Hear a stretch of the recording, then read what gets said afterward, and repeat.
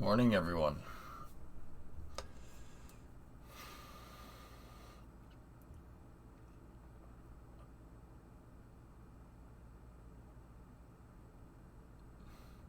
I'm just gonna be blunt. Let's just get this show on the road here and see what we can see.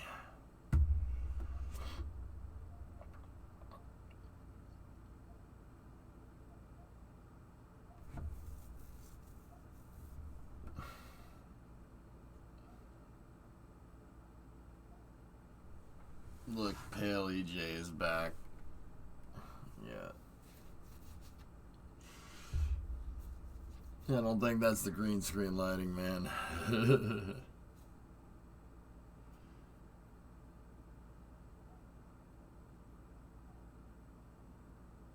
I was just wondering if you'd be on. Well, there you go.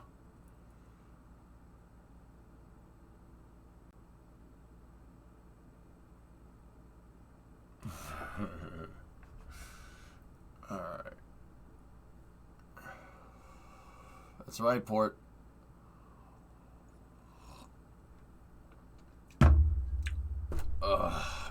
It's gonna take a second for me to wake up, guys.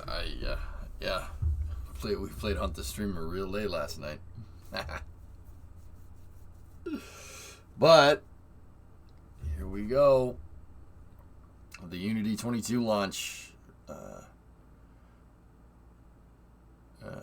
Virgin Galactic's second flight out of Go at throttle up.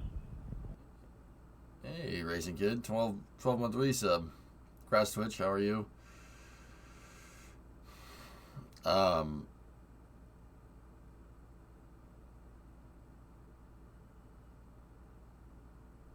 So this is the Unity 22 mission. This is the second time Virgin Galactic is going to fly out of New Mexico here. And Richard Branson, the founder of the company, is going to fly on that center vehicle right there. This guy right here. That's Spaceship 2. Spaceship 2 is a suborbital space plane, suborbital tourism space plane that is strato-launched from its carrier vehicle here. This fuselage and that fuselage with the wings going over it is one vehicle. This thing in the center here releases, and then they up on a suborbital trajectory. Yeah. So Unity 22 is like it's not the first. It basically is. It's the first revenue flight for Virgin Galactic, and a pretty big day in the suborbital spaceflight tourism. Pretty big day in the history of of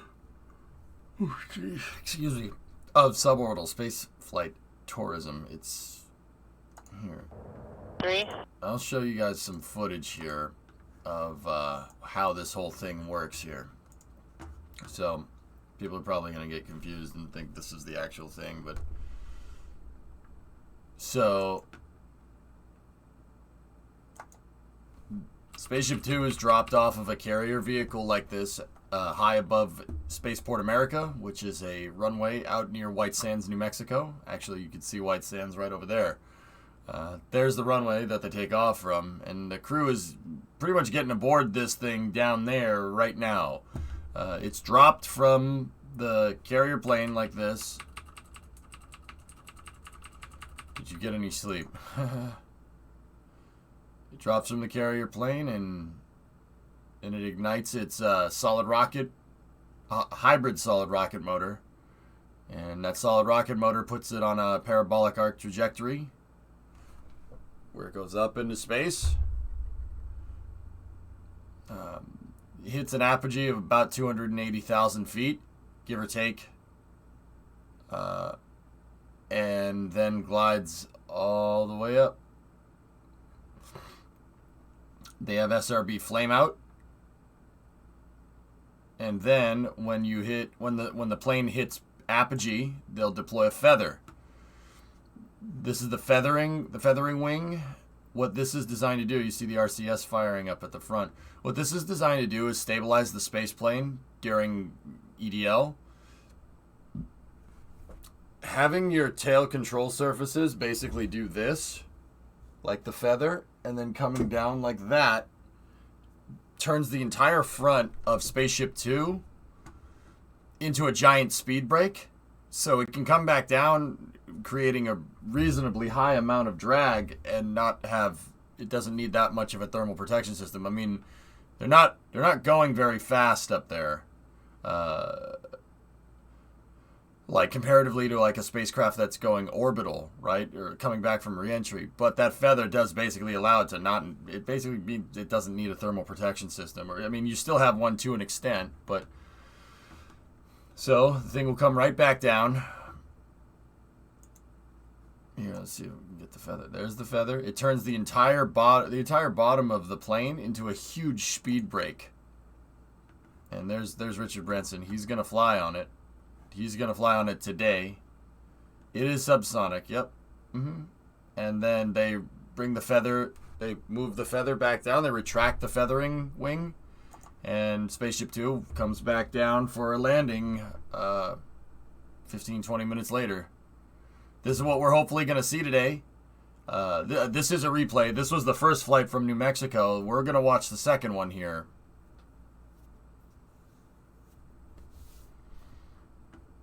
There's an extra 300 chase plane. Nice. I'm out of the loop with Manned Virgin space flight program. What's the ultimate goal of the space plane? No, it's not a full orbital space plane. Not even close. It's a suborbital tourist plane. It's being pulled by a Defender. The new Defender. Look at that thing. So,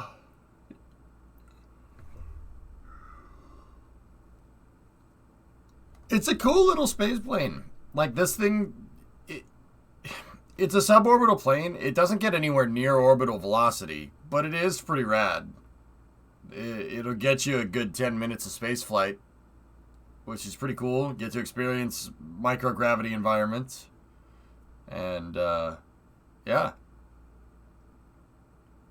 Flight number 2. This is flight number 2 from New Mexico, Llama. They've flown this thing, I think, 3 or 4 times with people aboard. Hey, Nuggets. How many G's will they feel in flight? The most amount of G's you'd feel is on the way up with the rocket motor firing. Hey, Squared. Yeah, so this was footage from a little bit. All right, okay. Jeez. This was footage from a little bit.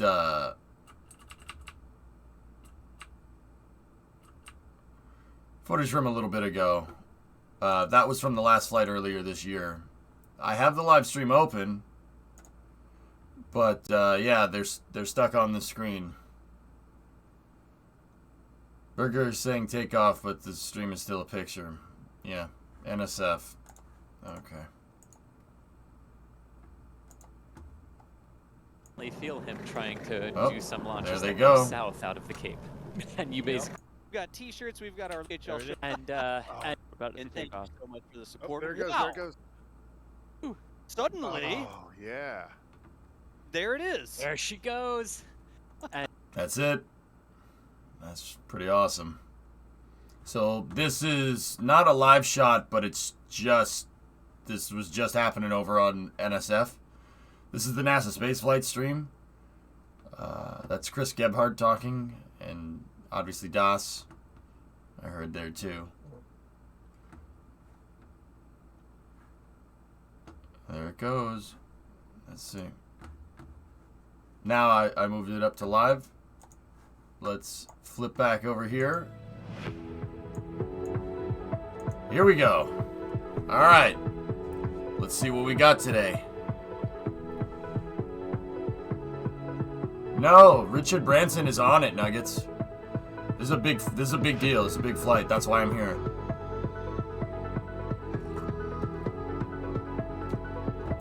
I saw Twitter talking about, what does that bring? You saw Twitter talking about this thing not needing FAA approval like SpaceX does for their stuff. Why is that? I think, oh, it's early. I read the reason yesterday. I don't remember. There's a there's this legislative loophole where you can do rapid prototyping, but these are exempt from the same regulations that SpaceX was. I forget why. I honestly don't remember. Another sunny day in New Mexico. This music better not be DMCA'd.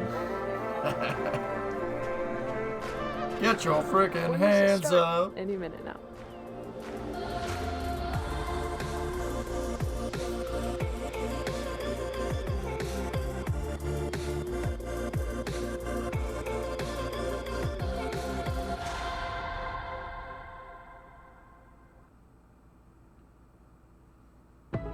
Greetings, planet Earth, and welcome to Spaceport America, the beautiful home of Virgin Galactic in Sierra County, New Mexico, and the stage for today's momentous occasion. Give me 1 second, guys. I'm delighted you can join us for an historic day.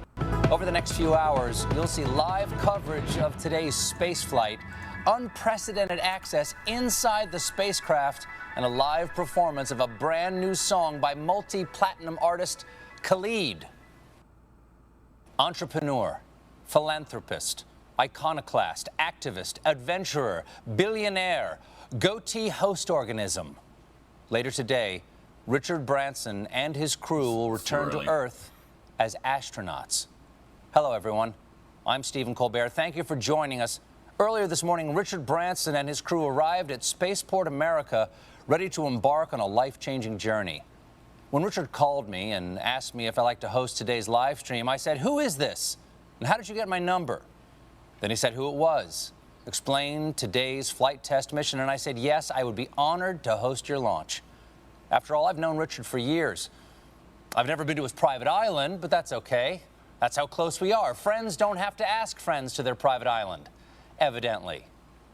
And to be fair, it might be because I've spent most of our friendship making fun of him on TV. Folks, longtime viewers of this broadcast know that I have an ongoing feud with Sir Richard Branson, Virgin CEO and adult of the corn, Richard Branson. Sir Big Baby here, having what some critics have called facial hair. That little tree sloth clinging to your chin. The grinning goat man. A cross between David Bowie and Pan the goat god. His airline.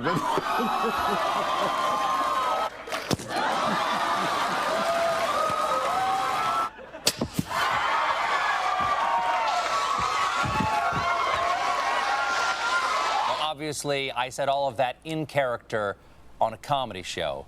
So, Richard, I want you to know, as myself, sincerely, I meant every word. But there is one thing Richard and I do have in common, a deep, lifelong passion for space exploration. That's why Richard founded Virgin Galactic in 2004 with the dream of sending private citizens into space. Now, to do that, he needed to build every part of a whole new industry.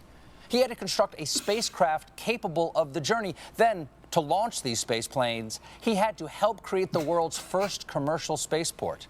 And most importantly, he had to find the people capable of turning his dream into a reality, as well as people brave enough to get on a spaceship built by the guy who launched a soda this awful. Seriously, he lost money selling sugar water. All aboard! Today marks the culmination of Branson's dream. He and his crew will set off on a supersonic voyage in which they'll achieve a maximum velocity of more than Mach 3.5 and ultimately enter zero gravity. Oh. Imagine staring out the window onto the vast expanse of space and seeing Earth below, our beautiful blue planet staring back. Unless, of course, you're the guy in the middle seat. Then you have to ask the astronaut sitting next to the window to put it all in perspective for you. Oh, and I'm being told that there are no middle seats in space. Thank you, science. It's been a dream of mine to go into space ever since I was a child. Unfortunately, I cannot be on the spacecraft today. I had a thing. Also, I was not technically invited. But Richard was generous enough to give me a spacecraft of my very own. Oh, yeah, and I will be using this model to give scientifically accurate play-by-play of today's historic events, as well as doing this.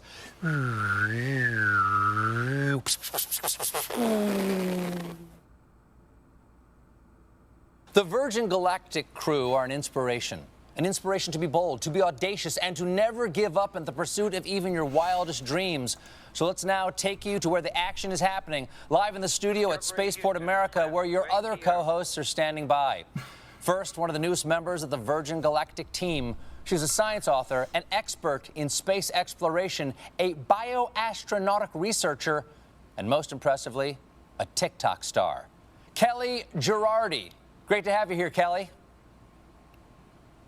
Next up, a man who has flown 2 space shuttle missions and spent time on the International Space Station, where he served as commander and performed a viral David Bowie cover. Here he is, the first man to do open mic in zero-G, Chris Hadfield. Welcome, Chris. And finally, your mission host for today. She's a structures operations engineer for Virgin Galactic, and fun fact, actually got married in the spaceship that will be taking the crew up today, Veronica McGowan. So now I turn it over to Veronica, Chris, and Kelly for more on today's historic flight. Thank you. It's a pleasure to be here with you all, live from Spaceport America. It's a momentous day for Sir Richard Branson, a milestone for Virgin Galactic, and a historic event for the future of spaceflight.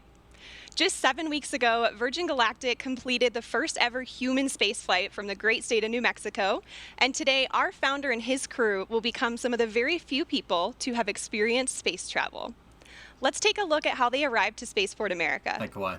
How are you? Through this U. On a bike. Or a Land Rover. See, how did I know that?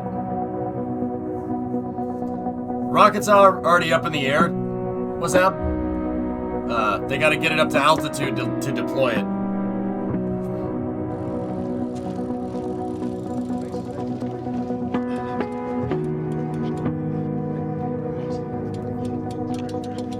You see, kids, physical fitness is something that you should take seriously, even in my age.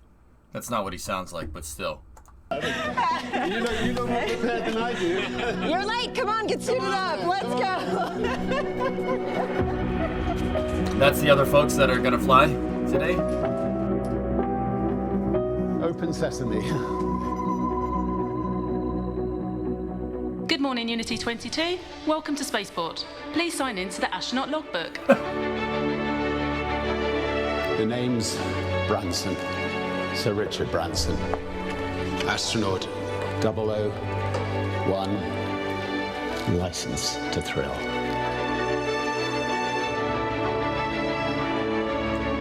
English people, is he always like this? Or is it just... Yeah? Alright, just making sure. Sarisha. Astronaut 004, Sarisha Bamla. I just wanted to be sure. She's astronaut 004. Congratulations, Unity 22. You are officially registered for space.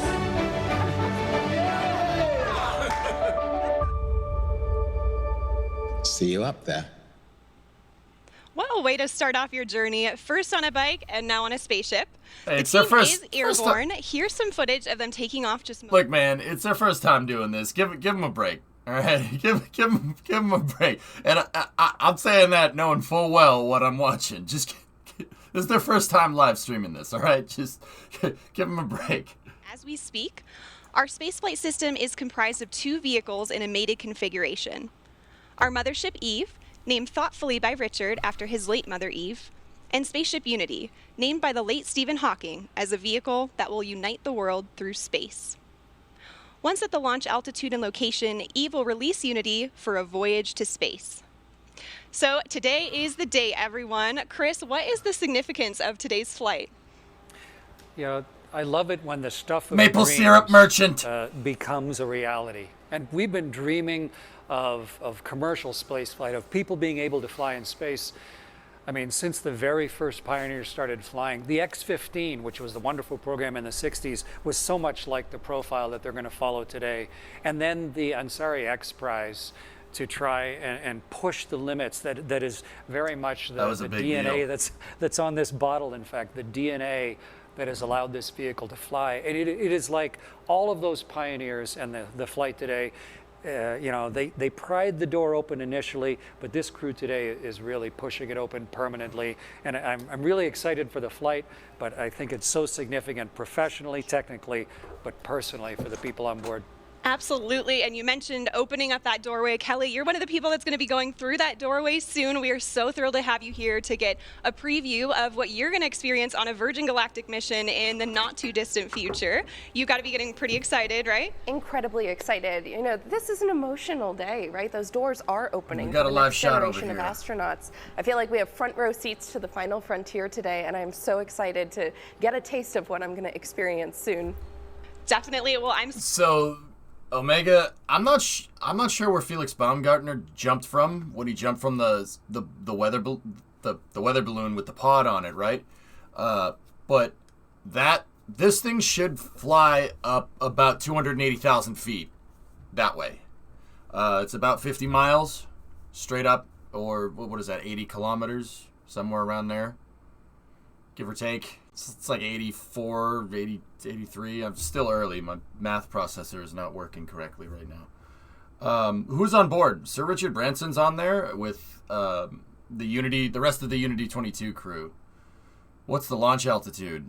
Well, they have to be approaching it soon. The current altimeter on the webcast, and I don't know if this is live telemetry or not. It's reading 34,240 feet. Have some special guests on site taking in this experience. My co-host Kevin, what's the vibe like down there? Kevin, what's up? Thanks, Veronica. I am currently here at Spaceport America's hangar floor, where the ships usually reside, but as you just saw, they're on their way to space. Right behind me, I have the rocket motors we use for launch, and to my left, a very important person, CEO of Virgin Galactic, Michael Cole-Glazer. Michael, good to see you. It's great to be here, Kevin. That solid rocket motor behind them, though. And that is, what does today mean? Kevin, this is a landmark moment for Virgin Galactic. It's a landmark moment for the new commercial space industry. And it certainly is a landmark moment for our founder, Sir Richard Branson, who right now is showing that when you have the fortitude to follow your dream, you can make a hugely profound impact on the world. It's a historic moment. Composite SRB because behind today them. we are endeavoring to open access to space for all. Can you imagine? Being up there and looking back down has to be one of the most amazing feelings. And we can't wait for more people to experience it. I have to say how proud I am, Kevin, to have all my friends and colleagues who are today's crew representing the entire company. They're opening the door for the astronauts of tomorrow. We're thrilled to be here today and so excited to have all of you watching to be sharing this moment with us. It sure really is a historical moment for us, and I'm excited to be here. I'm going to be out on the street, so I'll see you guys in a little bit, but we're going to send it back to you. Virgin Galactic's mission of sending humans into space requires tenacity, innovation, What is that and SRB used in? unparalleled drive Spaceship to Two. succeed. Turns out pioneering a new form of space travel is a tough job, possibly even tougher than my job, where I talk to celebrities for 1 hour a day. But the Virgin Galactic space is to make space itself more accessible and approachable. Got a lot of fans of Stephen Colbert here in chat, I see. Line 3. Hello. Hi. Have you ever thought about going into space, Richard?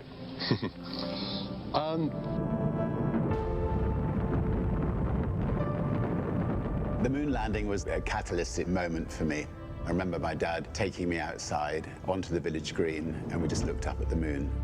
I really did think that myself and many other young people would one day be able to go into space.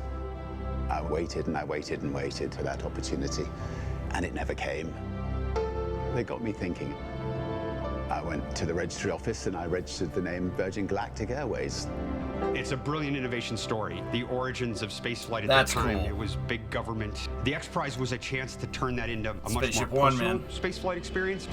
That's Spaceship cool. One claimed the X Prize and proved the dream was possible.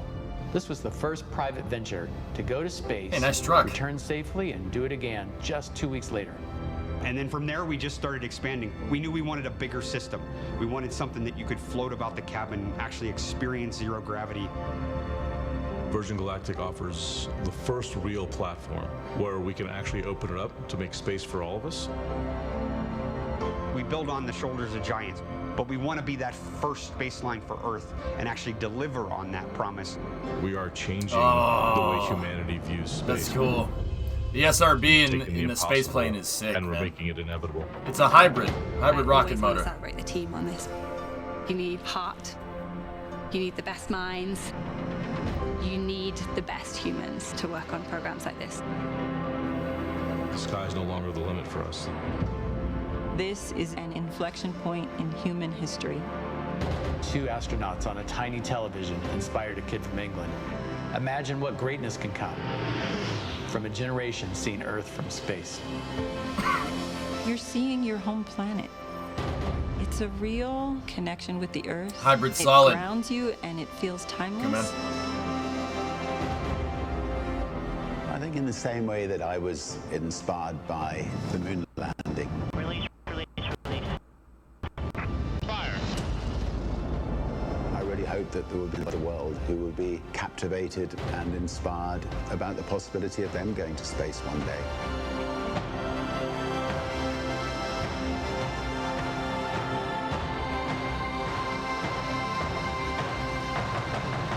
Have you ever thought about going into space, Richard? I'd love to go into space. I think there could be nothing nicer. So if you're building a spacecraft, I'd love to come with you on it.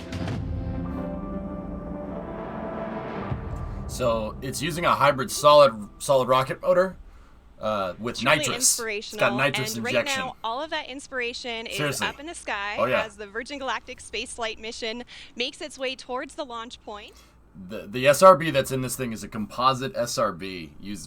I'm pretty sure it uses HTPB, similar to most other SRBs, but they're using a hybrid system, and they have nitrous tanks. They're using nitrous oxide to get more oxidizer in there.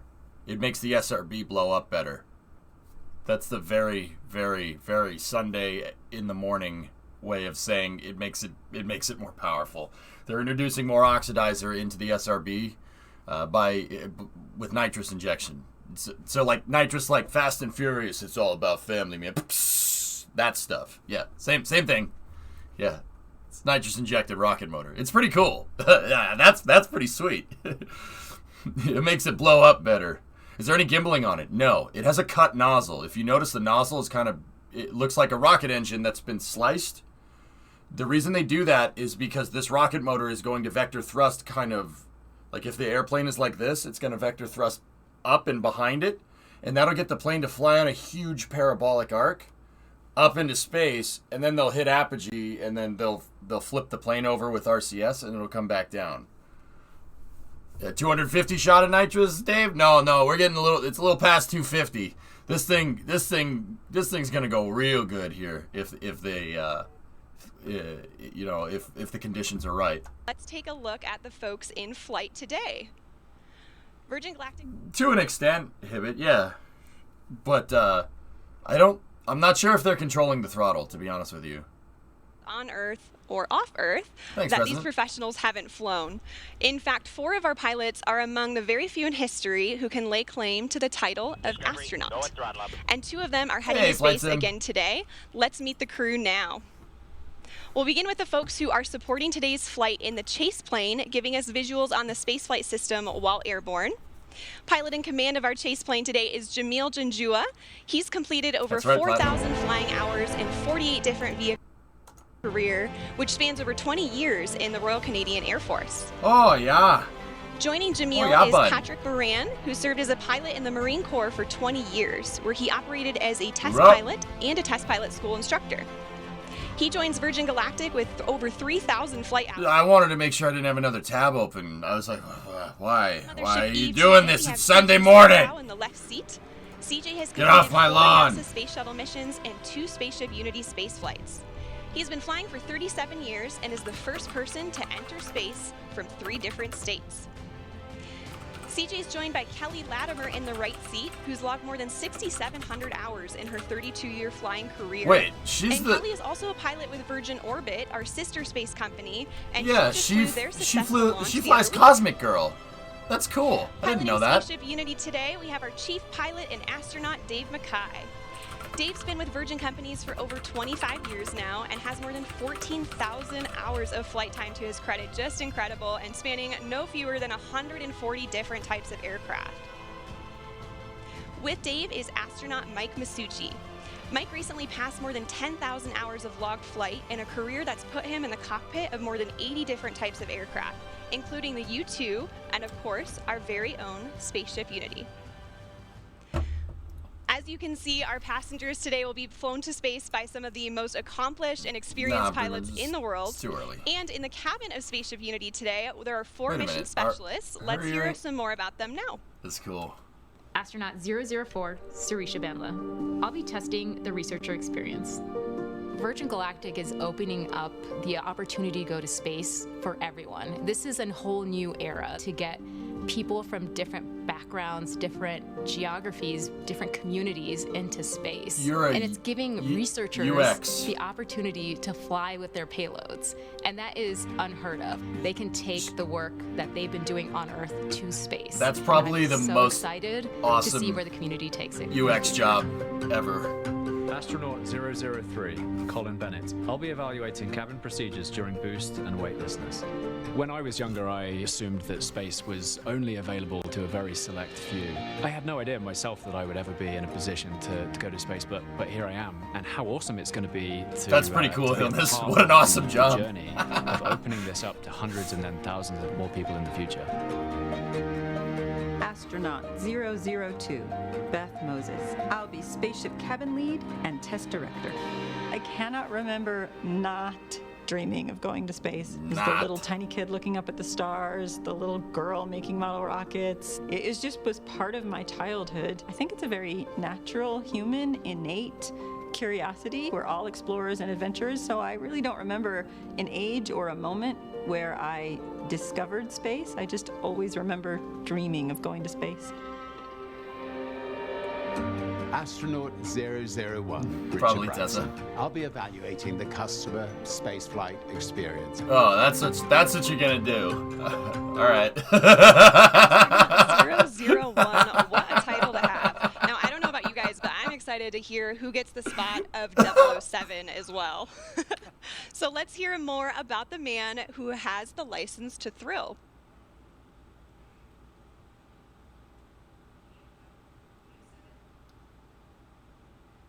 Now say what you want about Richard Branson, and I have. He has left an indelible mark in the world of business, travel, and entertainment. And it's all been fueled by his restless sense of adventure. And where did Richard get that intrepid spirit? His mother, Eve Branson. She taught Richard to be bold, to be brave, and Richard knows for many reasons today would not be possible without Eve. And he's penned a special letter in tribute to her.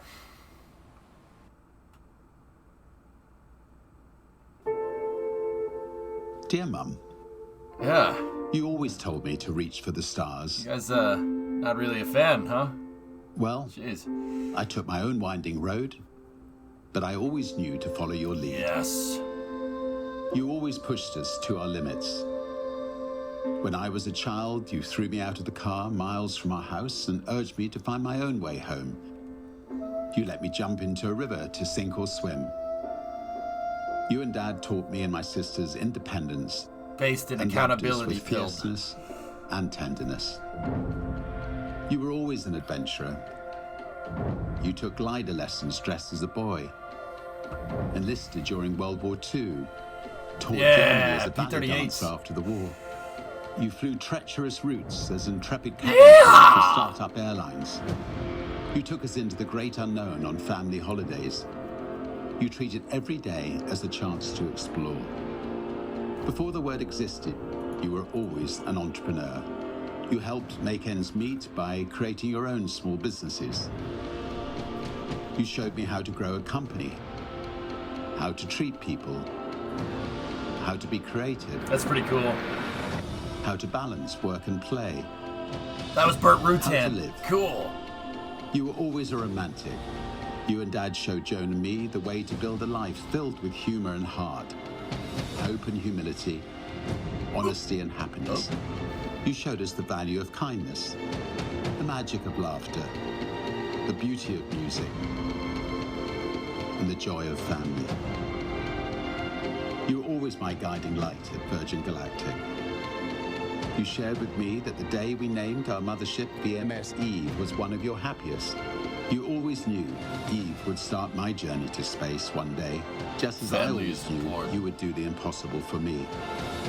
Well, Mum, our mothership, which carries your name, will carry the next generation of dreamers into space. You were always a dreamer. You urged me to strive for every opportunity I saw. You told me to chase my wildest fantasies and to live life to the full. Get some. Well, the brave may not live forever, but the cautious do not live at all. How you lived, how you loved, and how you are missed. Dad always said, "Isn't life wonderful?" And yeah! It was.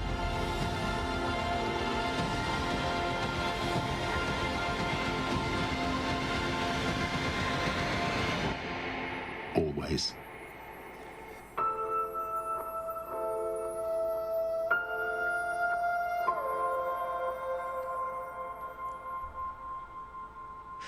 Such a beautiful letter. Eve Branson really was an inspiration to all of us here at Virgin Galactic. If you're just now tuning in, my name is Veronica McGowan. I'm a structures operations engineer here at Virgin Galactic. Alongside me is astronaut Chris Hadfield and future astronaut Kelly Girardi. So great to have you guys here. Earlier today, we saw Richard and his crew make their way down to the astronaut walkway at Spaceport America, seeing their families off before they were escorted to our spaceflight system, where final inspections and preparations were made before takeoff. They were driven to the runway in our fleet of Land Rovers, and Land Rover is our exclusive automotive partner, and they help with day-to-day operations. And in fact, we have a bespoke vehicle that we designed with them called the Astronaut Edition. And this is exclusively available to Virgin Galactic future astronauts, and it's the one that drove Richard to Spaceport, to Spaceship Unity this morning. So we're delighted to have Land Rover as a part of the team. And right now, our crew are on their way to space. Let's check in on them via our onboard camera footage. Wow, look at that view already, and you can see some contrails. Chris, how do you think the crew will be feeling right about now? So many different things at once. They're just about leveled off at altitude, right up at 46,000 feet. Thanks, Chris. But inside their bodies, they've got like this tug of war going on because they're focused. Like there's no more focused, you know, the 4 in the back and the 2 in the front, really focused. But at the same time, there's this like rising excitement that you can feel like a thermometer going up inside your own body. But I remember at the time, what I really wanted to do was go back to my 9-year-old self and just run around the cockpit and scream and wave my hands because it's just so exciting and fun. They're focused, they're professional, they're doing their job, but it's just a magnificent moment as we get ready for ignition. Yeah, I mean, I'm sure there's certainly a mixture of excitement and anticipation with our crew today, but they will all be focused on the task at hand, as you said, and preparing themselves to run through their individual test points. And on the subject of testing, today's spaceflight is an opportunity for us to evaluate our cabin experience. It's the environment. Guys, don't worry. This is measured in kilo feet.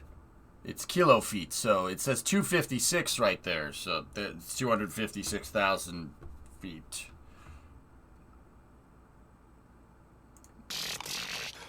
You shall. Oh, hello. I was just contemplating the wonder of innovation. You know, back in 1860, it took 10 days for the Pony Express to deliver a letter from Missouri to the toilet while they vacation on the other side of the world. The hell? Progress. But while some technology has grown exponentially, others have remained practically the same. Planes still travel at the same speed they did 50 years ago. We still use the same ground launch system from the early days of space travel, and they haven't come out with a new snow cone machine in years. That's where the innovations of Virgin Galactic come in. Did this melon farmer just take a shot at SLS? What does spaceflight with Virgin Galactic entail? Don't you dare! Don't do that again! Don't do that again! Design innovations that make it like no other vehicle that has ever gone before. Don't do that again! Air launch, Most rockets you see make a loud and bumpy vertical launch from the ground. To launch from the ground requires huge amounts of energy to lift the vehicle from a static start and to propel it through the thickest parts of the Earth's atmosphere. Instead, Virgin Galactic spaceflight starts with a smooth runway takeoff, not dissimilar to a conventional commercial airliner. The spaceship, attached to a mothership, gracefully ascends to the launch altitude of around 50,000 feet, bypassing the thickest parts of the Earth's atmosphere, making it far more energy efficient and far more comfortable for the passengers inside. Yeah, but when the vehicles have reached the launch altitude and location, Mission Control provides clearance for release. Release, release, release. The pilots activate the launch and set spaceship free. Within seconds, the rocket motor ignites as the vehicle starts its rapid ascent toward the stars. During this awe-inspiring journey, the spaceship reaches speeds of up to 3 times the speed of sound. And now hey guys, you know what you need a lot of energy for with your rocket? Getting into orbit. Into space.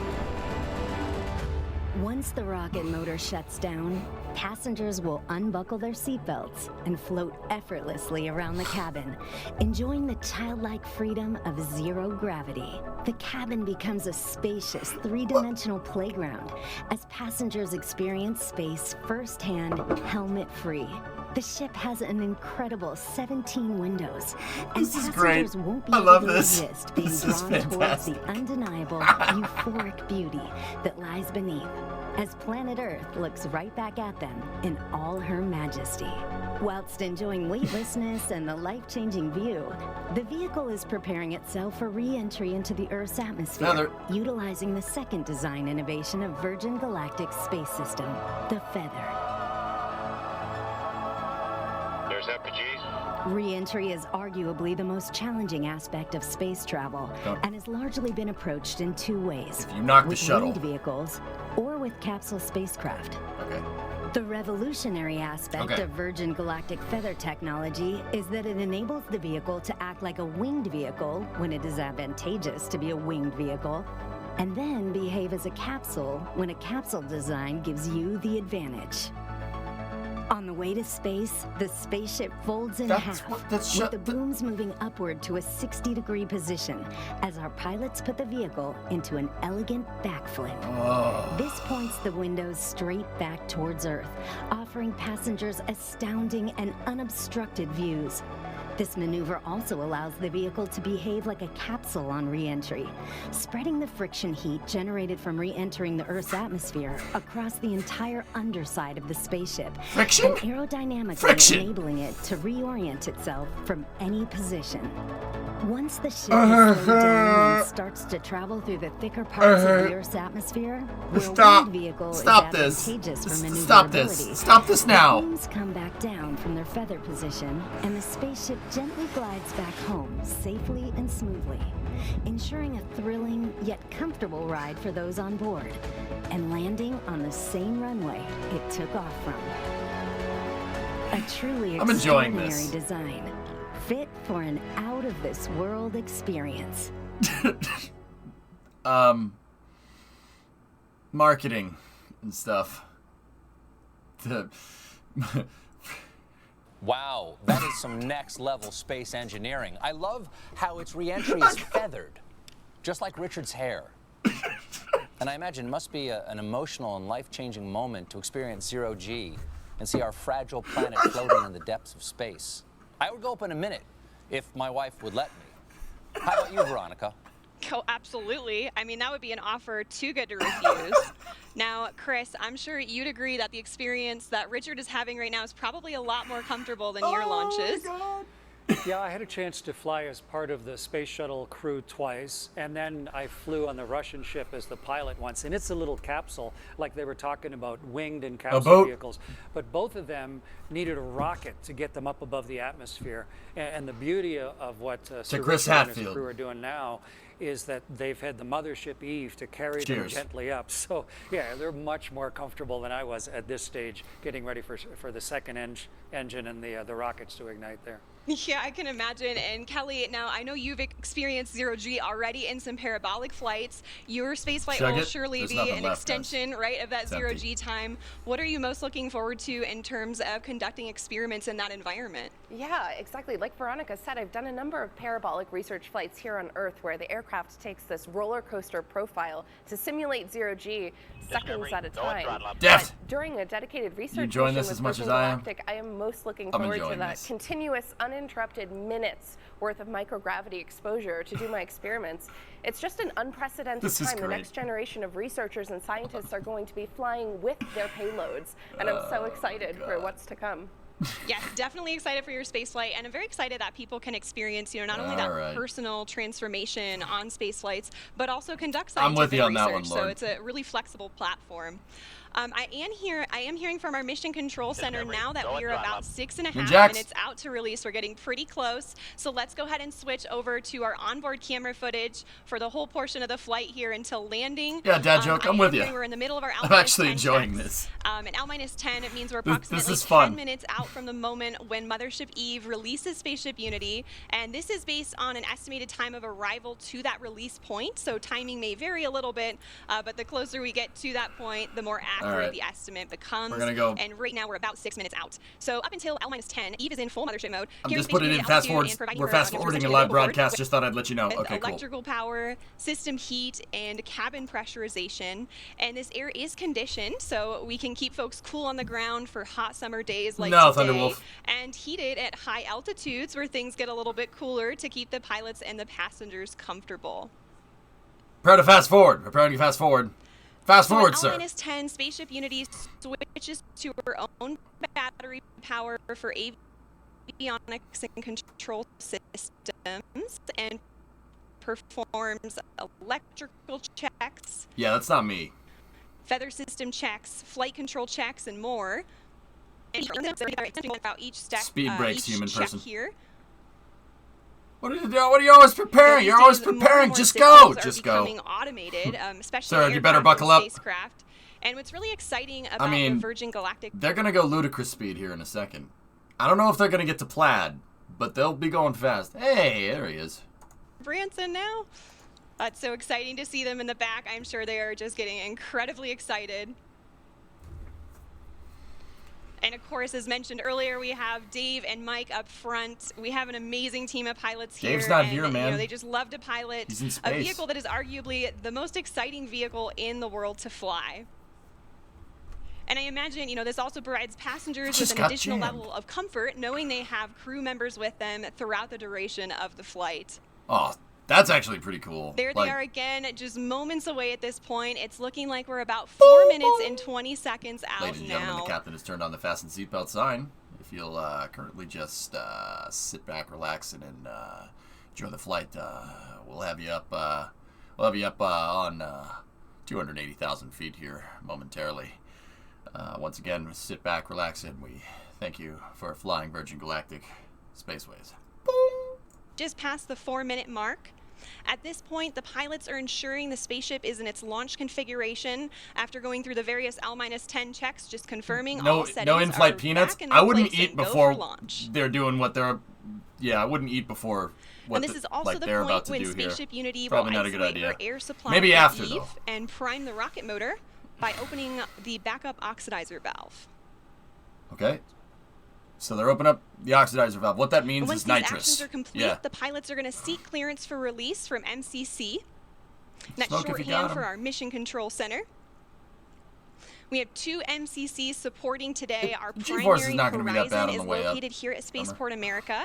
Yeah, and they're being supported by the Oculus Mission Control Center at our manufacturing base in Mojave, California. Oculus? These teams consist of experts across various departments and disciplines within the company, and they're verifying checks with the crew today every step of the way. So there's a solid rocket booster built into the back of this. I just heard from MCC that our L-4 checks are complete. We are roughly 3 minutes out from release at this point. It's getting really exciting.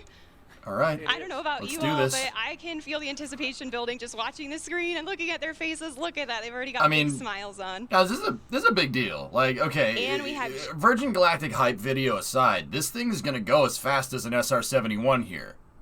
And it gets almost up into, not like, it gets almost up to the height of a parking orbit. It's not going to get anywhere near orbital velocity. It's just going to go up and come back down. But still, that's pretty cool. This is like X-15 quick, SR-71 quick, XB-70 Valkyrie quick. 700 miles an hour faster than the Concorde here. At the very least. They said speeds exceeding Mach 3. So this thing's going to go. It's going to go, and it's going to go fast. It's going to be pretty cool. I mean, once again, their marketing video aside, I don't like that they compared it to the Saturn V. Discovery, go at throttle up. Saying that the Saturn V was somehow inefficient. But whatever. It's fine. It's just PR. It's just PR speak. It's all good. This is cool, though. So the SRB that's on Spaceship Two, it's a solid rocket hybrid booster. It's got nitrous injection, so nitrous oxide, like the Go Fast juice from like Family. Yeah, that it's got that. They can feather the throttle on the engine that way, which is pretty rad. I don't think they're gonna need to here, but and they're gonna accelerate. I'm gonna shut up now, and we're gonna sit back, relax, and enjoy this. At which point they'll start what we call the gamma turn, Hey, where we Toronto. turn directly up and head to space. 1 minute to release now. Family tanks. All right. It's getting real. So exciting. This is cool. This is good stuff.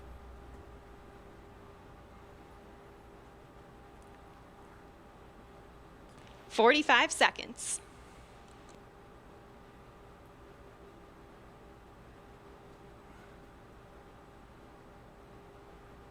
Whatever you say, homing pigeon. Whatever you say, bud. 30 seconds. The Spaceship Unity pilots are arming the launch pylon now. Okay. We are armed for release. 20 seconds. Sir, you better buckle up. Yeah, buckle this. 10 seconds. 5, 3, 2, 1. Release, release, release. Ludicrous Clean speed. release. Go! Ignition. Good rocket motor burn. There's Mach That's 1 sick. trimming now. Awesome. Oh, okay. All right.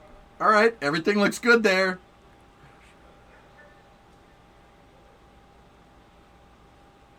Trim complete. Unity is pointed directly up and heading to space. Things are looking great. You're 25 seconds That's into awesome. the burn now, approaching Mach 2.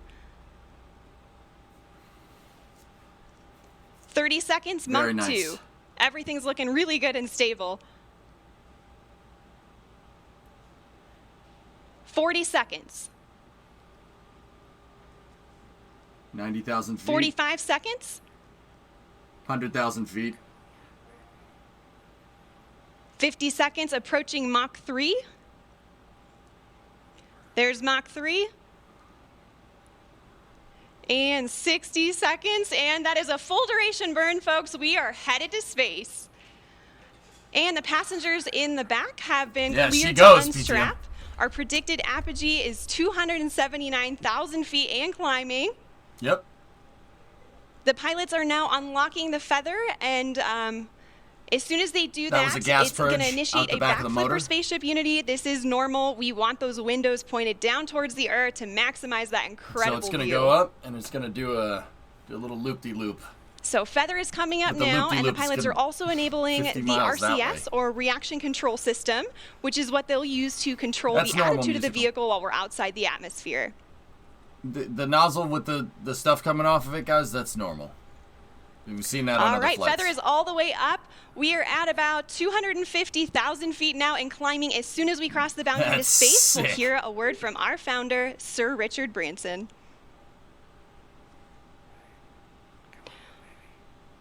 Welcome to Space, Unity 22. Come on. 270,000 feet. She's booking that. Wow. Discovery, go at throttle up. Donnie.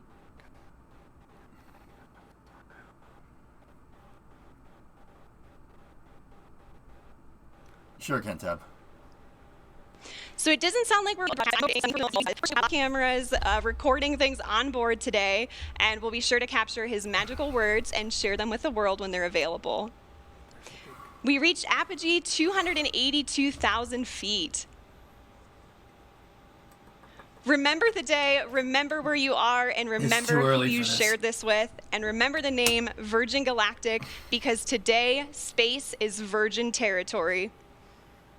The culmination of a life's work, more than a half a century since the world rejoiced in and was transformed by humans leaving planet Earth, Sir Richard Branson fulfills his long-held dream of experiencing space with his crew.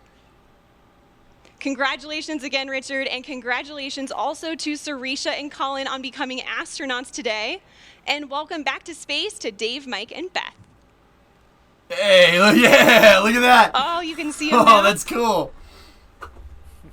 Yeah, it went up there. 85 kilometers is pretty high.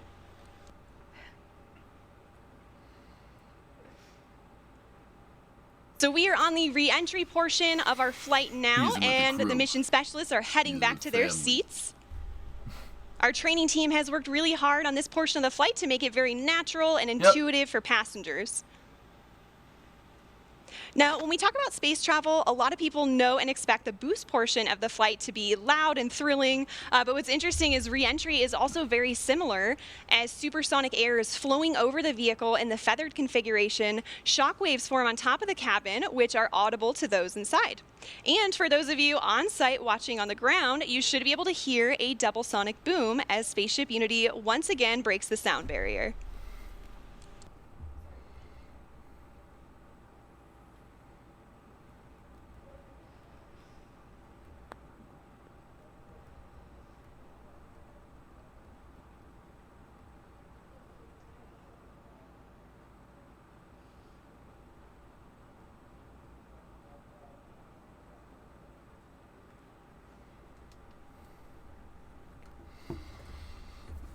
All right, folks, we are now subsonic, just under 75,000 feet in altitude. Boom, boom. Ladies and gentlemen, the captain has now turned on the fasten seatbelt sign. If you'll just sit back, relax, and return to your seat with your train seat back in the upright and locked position. If you don't, you're about to get slammed into the ground really hard because, re-entry. Boom! I'll have you back down on the ground momentarily. Now, also note, too, this is our first time transmitting the HD camera data down to the ground and then out to a global live stream. So please do get to see some drops in the feed, but we still have some really great ground footage coming in here. Oh, there we go. Now we can see that is the tail cone of Unity. And the pilots are lowering the feather now. Okay. This thing should stabilize out. It should stop doing that, and now, it should start flying like an airplane. Now, as the feather comes down, here. the nose of Spaceship is going to drop. This is normal and expected. Once that feather's down and locked, the pilots will begin a gentle pull-up to a level attitude, and I'm hearing the feather is down and locked now. So at this point, Spaceship Unity is a glider, so it's all about balancing her potential and kinetic energy. So if the pilots want to go faster, they point the nose down, and if they want to go slower, they bring the nose up.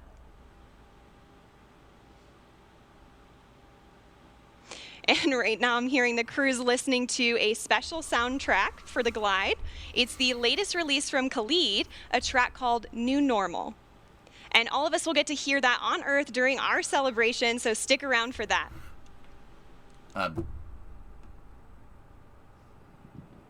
I don't know about you all, but I am still feeling overwhelmed and excited about what we just witnessed. And there's one person in particular who's got to be having all of the feels right now. Let me shake hands with your foot.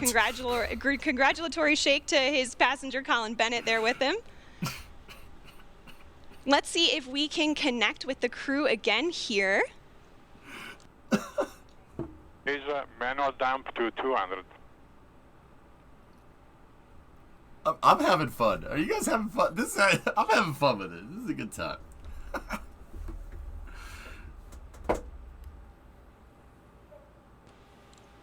So, Richard, you just went to space. This has got to be the ultimate birthday present for you.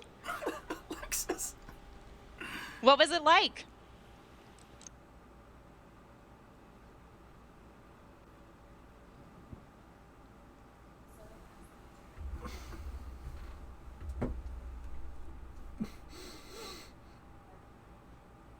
It was good.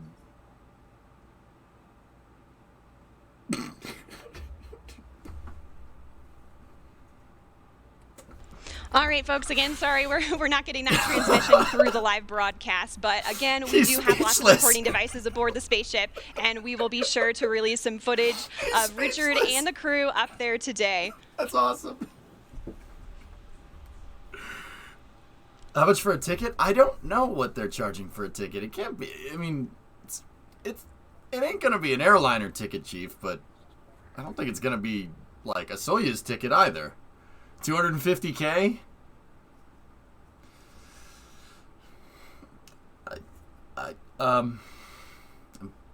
Hey, that's one of the, probably what.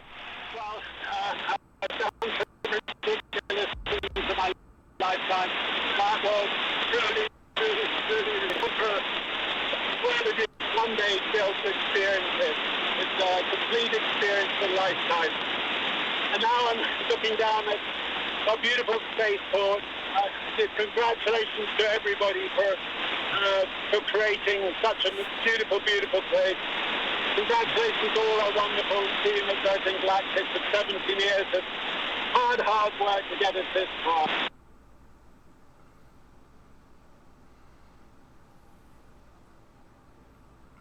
All right, so I'm still happy we could catch a little part of that. It seems like there's a little bit of a delay in the transmission there. It does have a long way to travel. But you could tell by the smiles on their faces, they just had the ride of their lives. We are so excited for them to land and party the rest of the day with like astronauts in the typical There's Virgin the runway fashion. over there. Top left.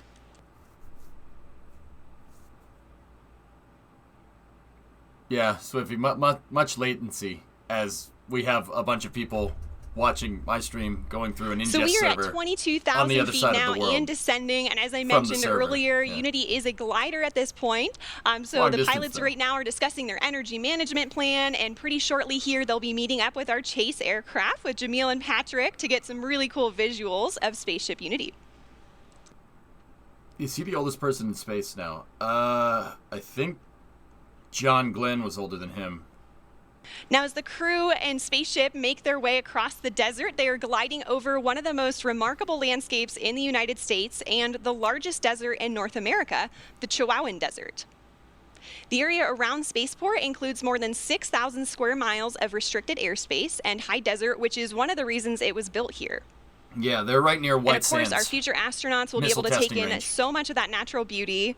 And, you know, of course, we also have White Sands nearby. White Sands National Park is just to our east. That was my line. It's visible right over the Black Range Mountains. Oh, a park? White Sands, of course, has been the backdrop for so many films, commercials, and music videos, and it's known for having the largest gypsum dune field on the planet.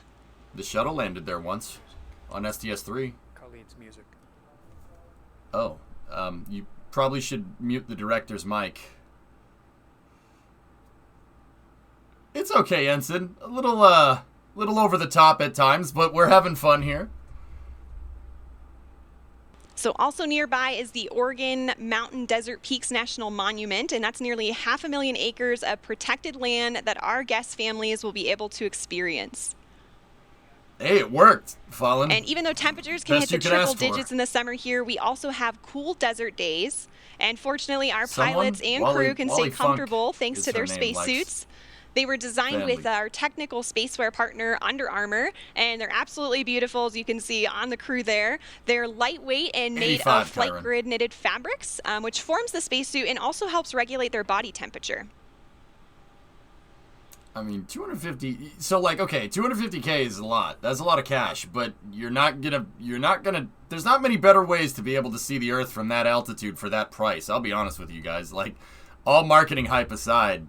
Yeah, that's probably one of the most... So also to commemorate this flight from New Mexico, we reached out to the Zia Pueblo, who gave us permission to use... That's probably one of the least expensive ways to be able to get above 200,000 feet that I can think of.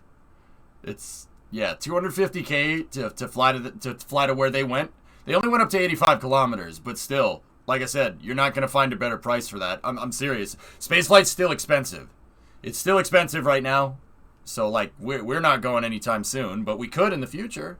But even then, 250K, it's not bad. Oh, look at the chase plane. That's sick. You can see the chase in the background there. That's my line. Stop stealing my lines. The pilots are coordinating with Chase now and discussing their energy management plan. They're at about 9,500 feet in altitude, and the runway out here at Spaceport America is around 4,600 feet in altitude. Pretty much, Kim. Yeah, that's seriously though. That's not a bad price for what you get here. It's a lot of money. Don't get me wrong. Like, I'm not doing that.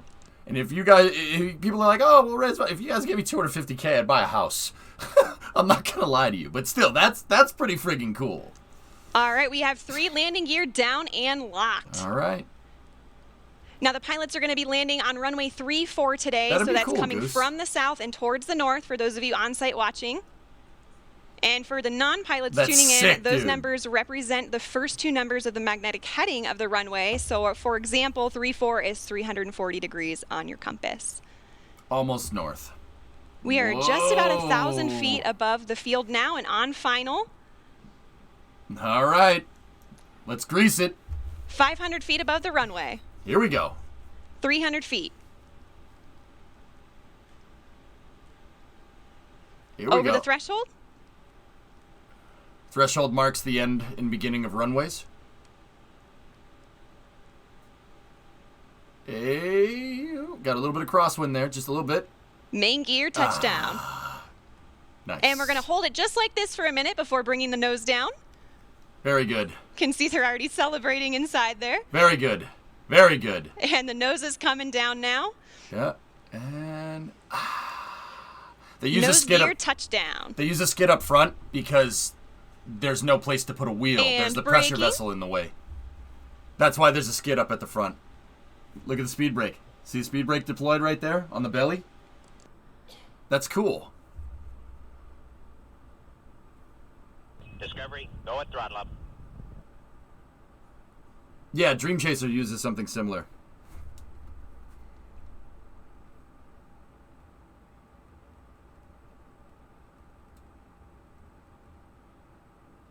Look at that incredible Stand by for drone wheel stop. footage here as we come in. And there is full stop. It can, Arcsign. All right. Good job. Perfect landing. Virgin Nice Galactic job. 4 mission specialists on board Pretty from good. our operational home Pretty base, cool. Spaceport America. A beautiful day of Good job, flight. guys. What a moment. Congratulations Fantastic. to everybody on board, and of course our very own Spaceship Unity who returned to space today. And of course we also saw beautiful flying from our Eve crew, CJ and Kelly, and brilliant work by our chase pilots, Jamil and Patrick, all of whom are still in the air right Save now. weight, Great baby. job to you all. There's a purge system right there. I don't know what that purges out. Ladies and gentlemen, Never showed there this it before. is. More than half a century since the world rejoiced when humans first achieved spaceflight, Richard Branson fulfills his dream of experiencing space travel. Humans? Congratulations to Gonna do Yuri Richard like that? and Virgin Galactic. Congratulations also to Colin Bennett and Sarisha Bandla on becoming astronauts. And also a welcome back to space for David Mackay, Mike Masucci, and Beth Moses. Well, stay tuned, folks. We will be hearing more from our astronauts later in the broadcast, and we also have a special musical performance to celebrate today's milestone. But first, let's hear some thoughts on the flight. Chris, you've returned from space several times now, both on a capsule and a space shuttle. How does this landing compare to the landings you've experienced? Well, obviously, that's a much more gentle landing than a capsule on my Soyuz flight. The shuttle 2 times is quite similar to what the crew just went through. But for them, of course, it's such a personal experience now.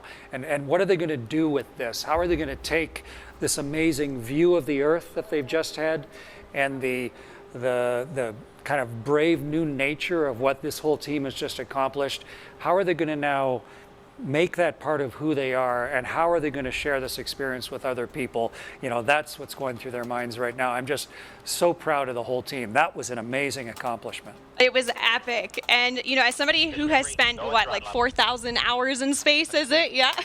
How do you feel about, you know, a space line for the Earth opening? It's what I've been hoping that we've been able to do ever since I was a little kid, dreaming about it, and during my space flights, so that the technology gets good enough and someone has the tenacity and the vision to... Does it bother me that they say the runway is 4,600 feet? It's 4,600 feet above sea level.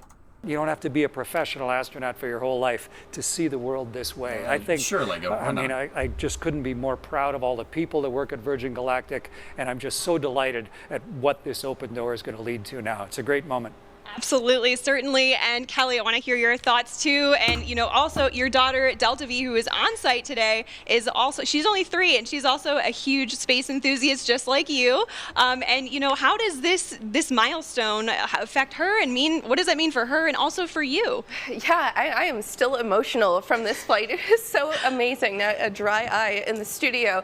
But, you know, when I think of my daughter on site, just like you said, it's like, this is what it's all about. You know, it means the world to me. Not only that she was here to witness history today, but that she's going to watch me, her mom, become an astronaut. You know, that's going to be normal in her mind. That's just another thing moms do. Of course, they go to space. You know, and I just think that's incredible. She's going to grow up knowing that not even the sky is a limit. And I think the other thing that struck me is it's just such a powerful reminder of how much can change in a single generation. My mom is also on site here today. She's going to kill me for aging her, but when she was born, human beings hadn't yet been to space. And when she was growing up, women weren't eligible. And now here she is watching her daughter prepare for a space flight of my own. You know, it just... Land Rovers! Absolutely. You know, and the moon landing is what inspired Sir Richard Branson. And so who knows what, you know, Delta V watching today, what that's going to inspire her to do and other people in her generation. It's so incredibly exciting. If I said that about my mom, I'd get my butt handed to me. I'd probably get the wooden spoon. Not going to lie to you. A catalyst. It's the start of a whole new space age, which is completely different from the one before. You know, space was something that was unattainable by all but a very small group of people, and it was a preserve of government agencies for national pride. And this is totally different. You know, it's the new space age, which is, you know, for Kelly, for Delta V, for Chris, for me, it's for everybody. And, you know, we're making it more accessible to the public.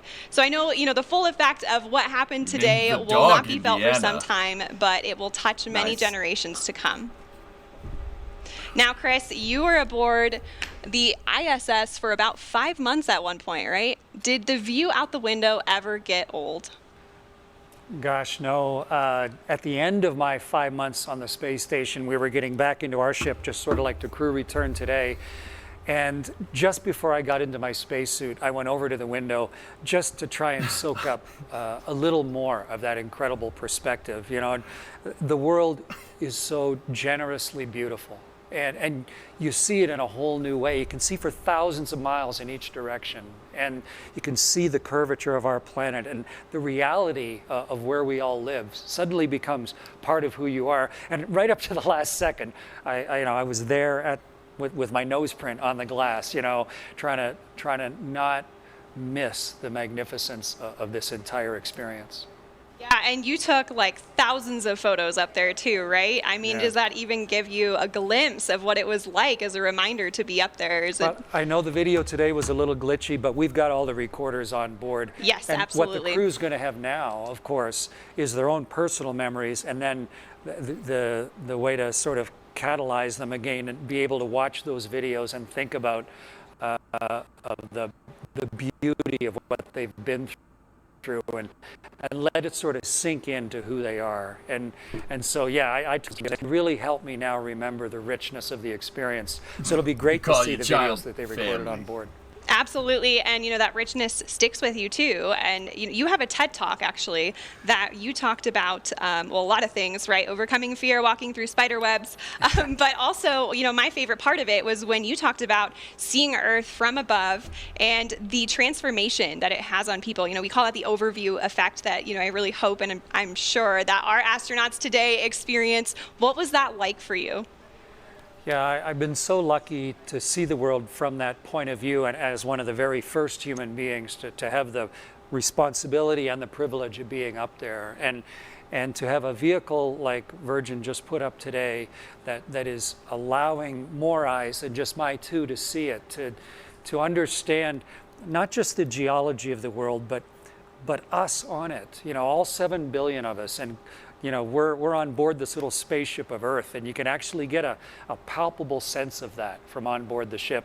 And the crew of Unity, their 22nd flight here today, they now have that inside of them.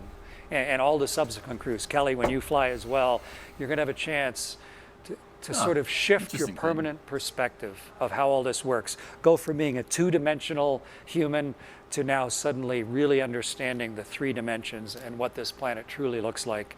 And it's going to do us all good. As many people can see that as possible. Absolutely. And, you know, Kelly, I know you're going to be conducting a lot of experiments on board while you fly with Virgin Galactic, but I hope you're taking some time to look out the window and enjoy that too, right? I'm going to have to carefully choreograph precious time at that window just to soak it in and enjoy the moment and be in the moment. Definitely. And, you know, while we're waiting for our crew to disembark now, can you actually tell us a little bit about your experiments? Yeah, absolutely. So I'm going to be flying healthcare and fluid experiments on board my research flight. The first one is the AstroSkin. It's a wearable sensor system designed to monitor how spaceflight affects the human body. The cool thing about it is the AstroSkin is currently worn on board the International Space Station by astronauts, but my flight will be the first time that we're collecting data during launch, re-entry, and landing. So I'm really excited to contribute to some novel data collection for the next generation of astronauts. Another experiment I'm flying is a fluid experiment designed to evaluate the behavior of liquid in a confined environment in microgravity. That's also going to be fun because I'm going to be interacting with a fluid cell that has a camera attached to it, and data collected from that experiment can help inform, you know, new technologies related to life support systems or novel designs for syringes for administering medicine in space. So I'm very excited for the opportunity to take my payloads with me to space. Absolutely. Well, that's so cool. I am hearing that our Chief Medical Officer, Tara Castleberry, is approaching the vehicle now, and they are going to do a medical debrief with the crew. So we'll see that here momentarily. And our crew is actually going to join us later in the broadcast, where they will receive their astronaut wings. So, Chris, I'm sure you have a vivid memory of the day you received your wings. Yeah, wings that we wear on our chest, they're a measure of a lifetime of work and purpose and personal accomplishment. And all of the different organizations, of course, have their own wings. But when I flew in space, it was the very that was on my chest. So that was a huge honor for me to have, you know, the Prime Minister of Canada to take these new wings that had minted to show a new human accomplishment, and then for me to have that as part of who I am for the rest of my life.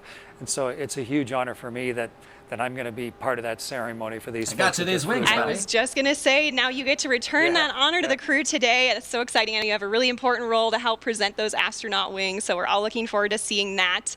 As our pilots and passengers prepare to make their way back to spaceport, let's hear a little bit more about our special musical guest who will celebrate their arrival. I don't want to get DMCA'd. Thanks, Veronica. And if you thought that was incredible, folks, someday you're going to tell your grandchildren that you were watching the live stream when Virgin Galactic and Richard Branson first launched into space. And they'll say, "We know, Mima, you've told that story 100 times. But then you'll say, even the part about Khalid performing the song New Normal for the first time? And then they'll sit up excitedly and they'll say, "Really? You were there?" And you'll say, "Yes." Because, ladies and gentlemen, here to debut his new single, New Normal, welcome to the stage, El Paso's very own Khalid. Ladies and gentlemen, The Weeknd. Okay, I'm not muting it as a joke. I'm muting it because I can't play this on stream. It will make people mad. So, we can just We can just sit here and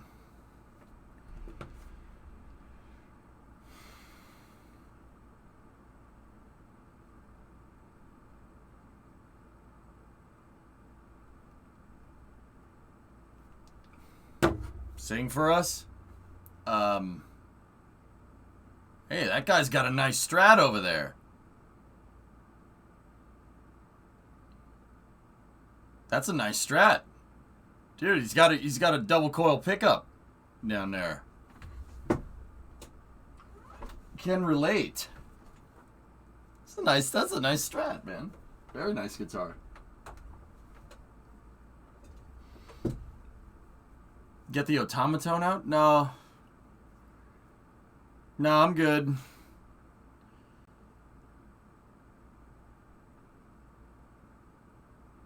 Let's see, what instruments I got? I like that guitar. Guy on lead, really nice guitar. Tama drum set. Okay, alright, alright.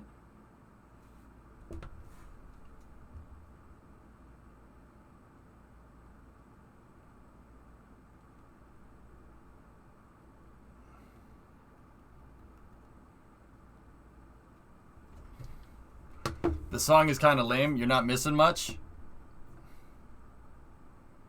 Sabian, it's a Sabian cymbal kit. Guy's got a Roland over there. It's nice. Here. You know what? You know what? I got a song. I got you. Chat. Here you go.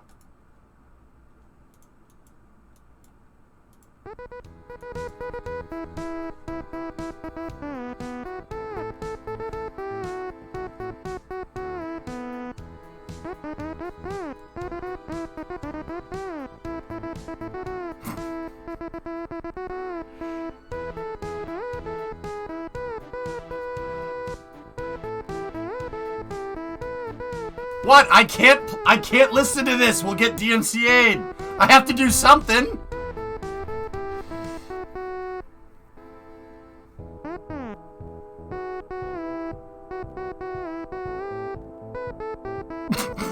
What is that? They're both in 4/4, so it matches up.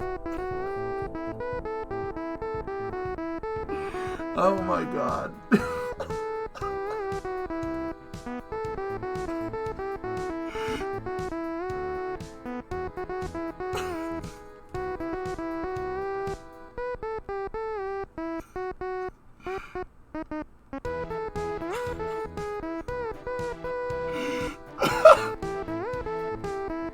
Discovery, go and throttle up.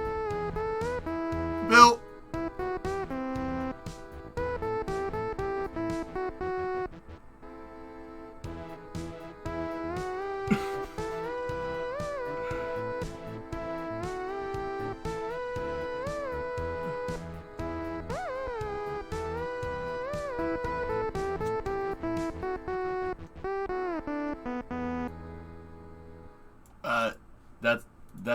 That's an automaton cover of Chug Jug. I'm gonna paste the link in that in the chat. Go to that guy's YouTube channel. It's fantastic. Oh, we got another one. Oh crap.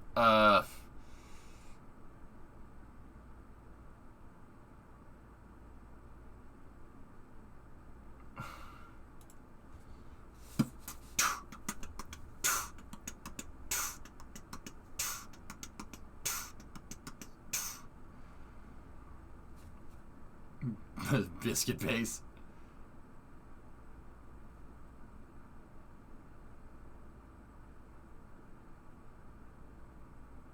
Oh, demon. I'm good.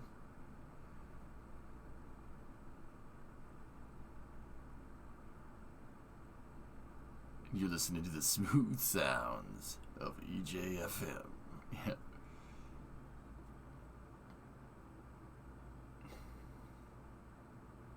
Guy's got a nice drum kit, dude. That's a nice kit. Tama with Sabian heads, very good. He's got that rolling piano though. But I like that Fender. That Fender's sick. What is this launch about? Well, it was Virgin Galactic launching Spaceship 2 into space on the Unity 22 flight. Now, it is a suborbital rocket, but they did get up to about 85 kilometers and came back down. The cool thing about this is that Richard Branson was on the flight. And the footage was pretty sick. It was pretty cool. The mission went great. The crew is currently egressing from the vehicle, but instead of watching that, we got this. But I can't listen to it because it'll get like copyrighted music on in this day and age. So I just kind of have to sit here and be awkward for a little while. They're going to do like interviews with the crew, but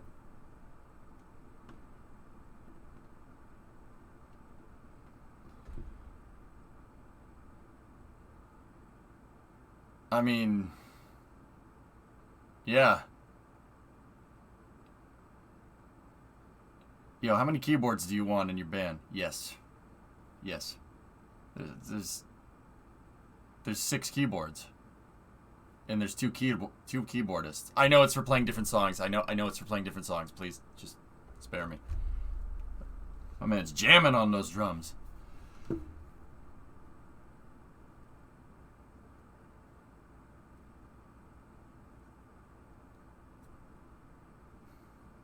And the crowd goes wild with the golf claps.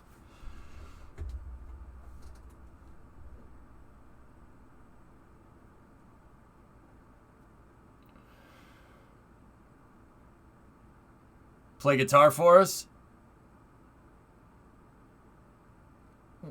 You want me to play guitar, Ian? What? This wasn't cringy enough? You want me to play the guitar? This wasn't cringy enough for you?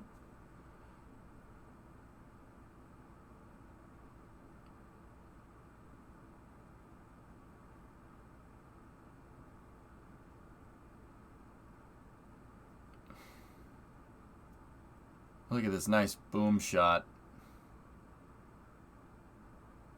You think that guy in the pink shirt saying, this is going to go on my cringe compilation?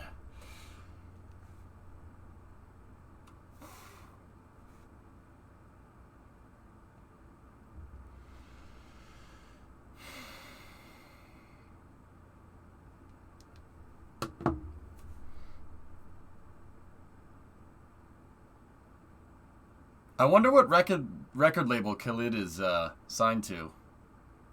Can anybody fact check that one? Wait, is it Virgin Records? Sony? Ooh. Well, this is awkward. Unmute it. You know what, Trotter? I'm good. Nice kit, though. I like that kit.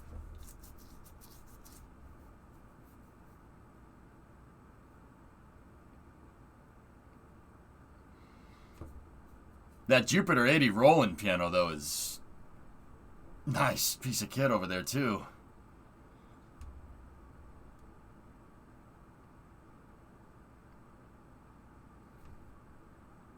Price kit is better. I'm a Ludwig guy, Spaceman. I have a Ludwig kit. Ludwig maple kit with Remo heads. Yeah, it's a nice kit. And then I have an electric kit too, the DT Explorer.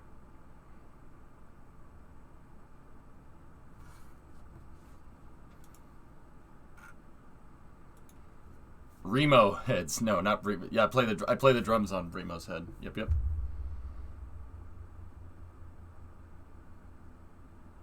That's a sweet freaking guitar, though. It's got a custom double coil pickup in it, which is pretty rad. That's really cool. I said Sony as a joke. Turns out it was true. All right. The musicians are good. Are they, Skayark? Like, I'm not trying to make a thing about not playing this. I just don't want to get copyright struck. That's all. I'm just, yeah, that's all. Like, I'm not, don't read too much into it, guys. I'm not trying to make a statement by not listening to the music or anything. I just can't listen to it. Dude, that guy's got a sweet freaking guitar. I mean, I'm not seeing him do anything too crazy on it, but you know, a show like this, you're not gonna go bananas. You know what I mean? You just play the songs that are easy to play. I mean, they're playing out in the middle of the desert, so you don't want to get nutty, you know. Oh look, space things on this space stream. All right, let's see what else we got.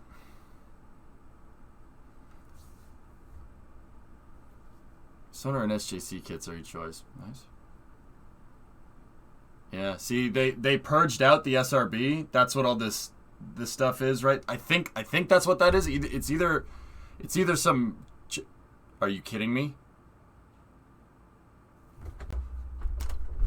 What am I supposed to do with this?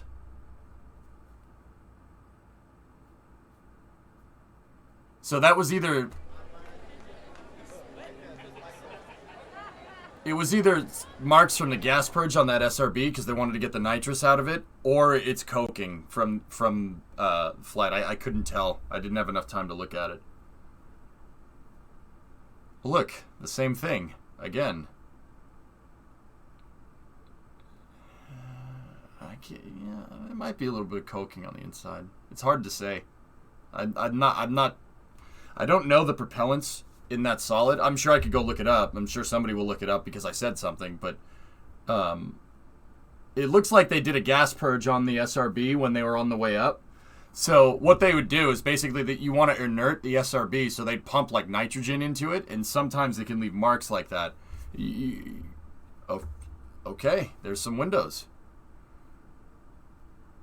They don't reuse the motors anyway. It's a new motor every flight. Yeah, but they're still going to inert the SRB on the way up. It's a nice looking spaceship. It's pretty cool.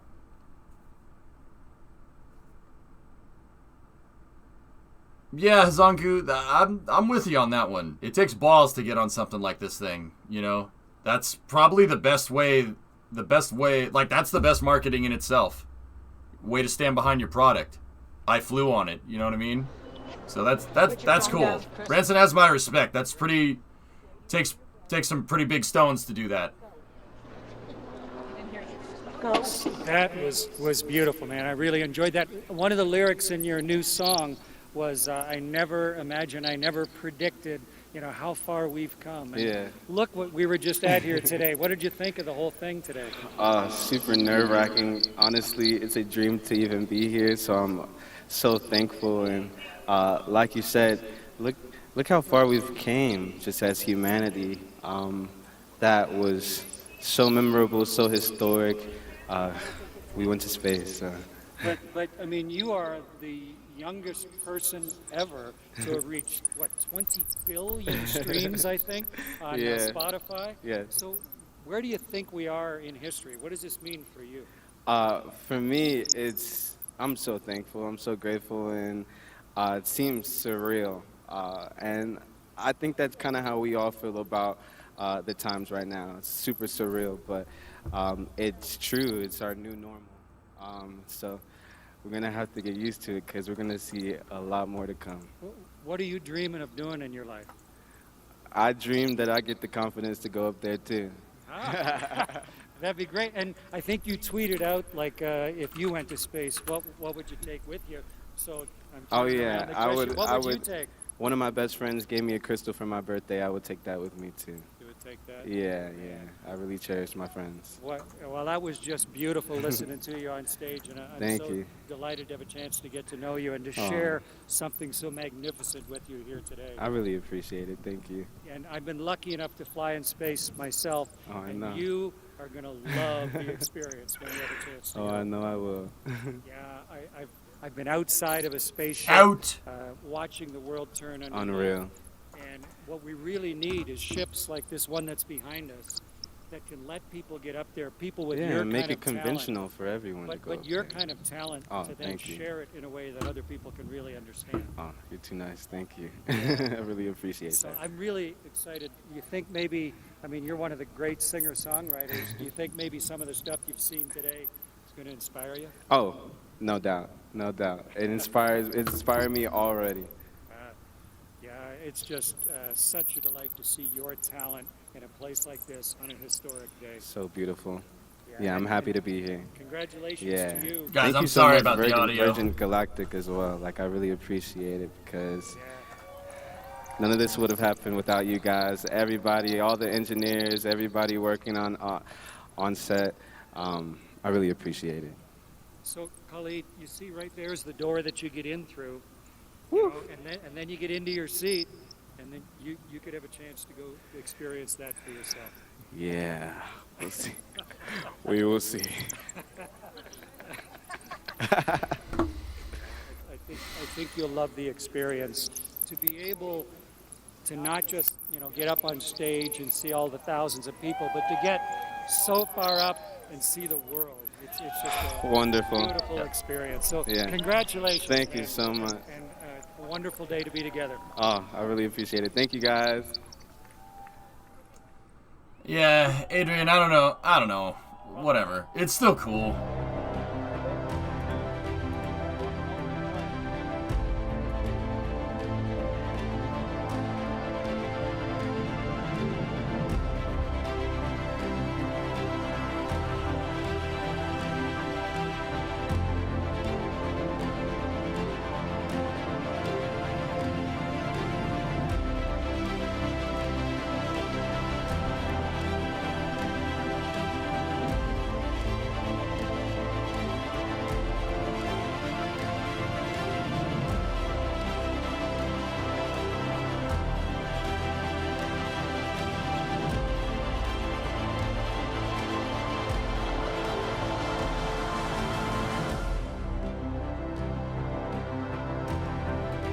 Family.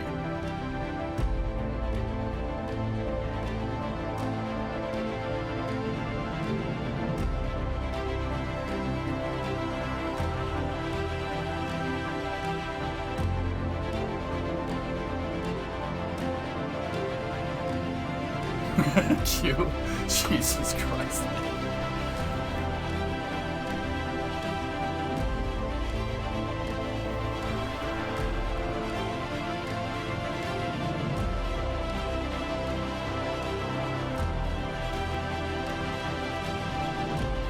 Maybe we listen. You know, it'd be nice if we could just listen to what they have to say instead of, you know.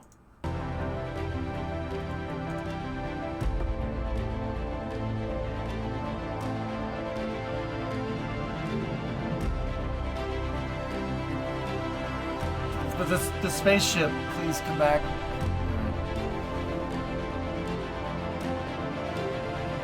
Oh, here's the shot of the guy with the boom mic. It would be cool if we turned that on. No.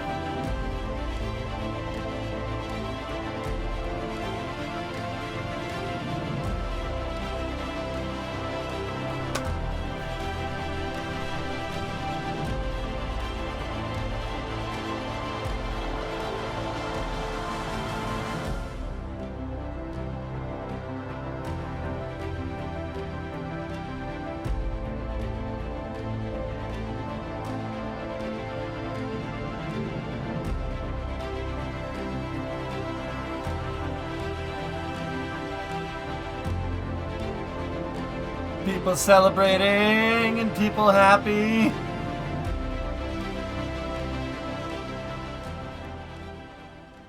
Well, we just witnessed the crew disembark from the spaceship, and what a hero's welcome they received. That was so adorable, seeing all the friends and family greet them now officially as astronauts. Now we're going to give them just a minute here to freshen up. They're entering Gaia now, which is what we call the first level here at Spaceport America. So like I said, they're going to get an opportunity here to just freshen up. But while we wait, let's hear more about some of the other Virgin companies in our Virgin family. If we can do this,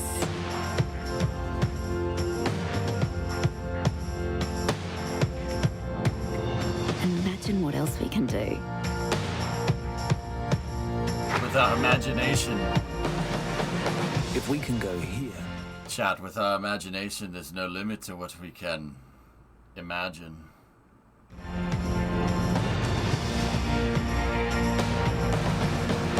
If we can feel this. 3, 2, 1, release, release, release.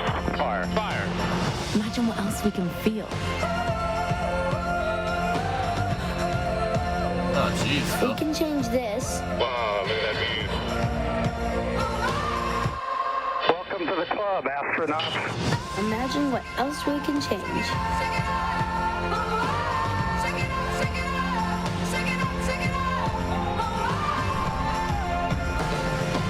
If we can share this,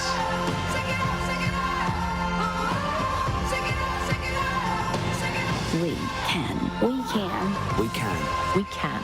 we can.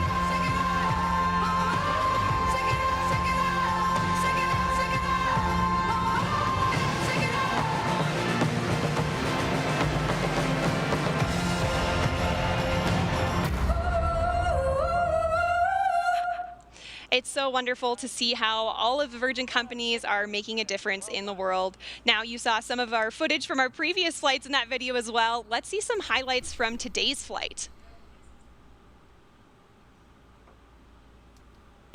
Oh, this is a spacecraft stream. Oh, jeez, that's right. Oh, all right. So this is the crew at the end of the apron here. And you can see Richard getting out of his Land Rover. I'm not deleting this, Brimo. Getting ready to board This is spaceship great. with the crew. I love every second of this. And there they are, getting fastened into their seats. Would have been nice and to getting see ready that. for takeoff. I mean, just putting it out there. That really would have been a nice would have been a nice thing to see.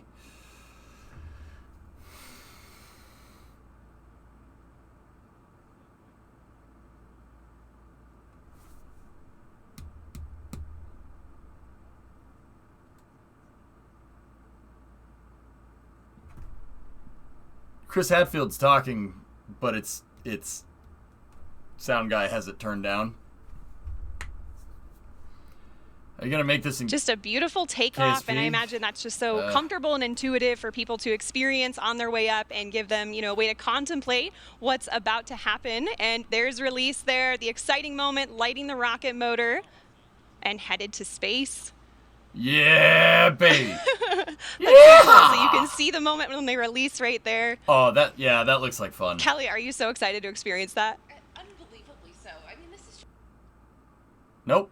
This is something only a handful of humans have ever experienced in the world. And for the first few hundred humans who journeyed to space, their flights, look at this. I mean, that footage is It's so incredible. cool just floating in zero G. Did they Their elbow flights five? focus solely on function, but for the next generation of astronauts, we have this opportunity to optimize on experience, and there's just no one better to curate that experience than Richard Branson and Virgin Galactic. I mean, this is just the next generation of spaceflight. Absolutely, and customer service is certainly his specialty, and we do everything in style here, including that stylish landing on the same runway they took off of, and there it is now. High being elbow. towed back. Elbow five? Again, this is footage from today's flight just moments ago. Right now, we have our crew in Gaia, which is the first floor of our Spaceport America's Gateway to Space building. And we call this the Gateway to Space because it is literally the building, the last building that human beings step foot in before becoming astronauts. And these moments, like Richard has said, this is what it's all about. His grandchildren, the next generation. I mean, that generation is going to grow up with unprecedented inspiration, exposure, and access to space. It's going to fundamentally change the way we live, the way we see ourselves and the world. It's unbelievable to be here today, to get to see this and to be a part of this history. Yeah, and it's so heartwarming there to see Richard with his grandchildren and his family. Back in 2018, on our very first space flight, he wrote a letter to his grandchildren. Let's take a step back and see some history on that. Family. No. A letter to my grandchildren. My dad, your great-granddad, was an extraordinary man, full of wise words.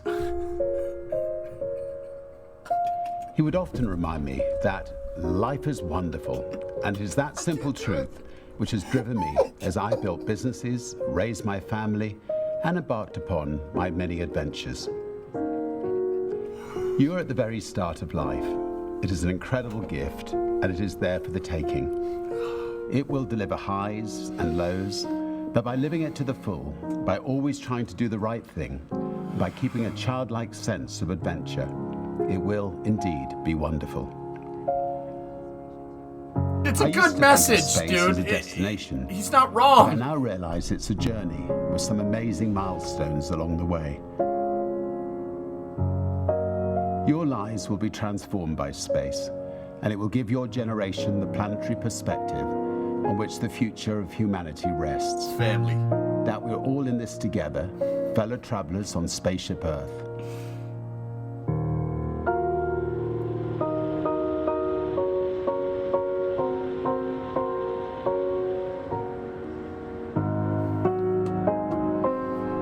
Is this normal? Today we pass I'll have to on look, significant Dino. as our beautiful VSS Unity, along with the hopes and dreams of so many, became the first spaceship built for regular passenger service to put humans into space.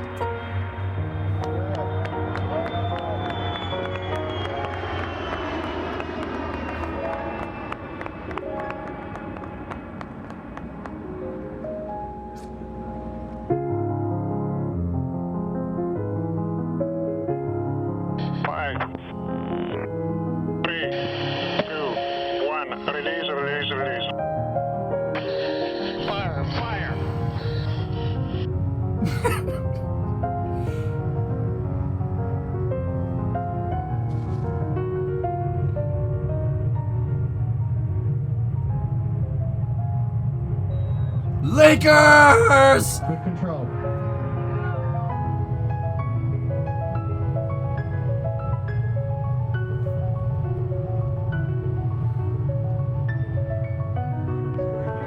Seconds. 58 seconds. Motor shutdown. 2.8. Yay! Congratulations! You did it! Great motor burn, everybody. We're going to space, Richard. 264,000 feet. Welcome to space, Unity.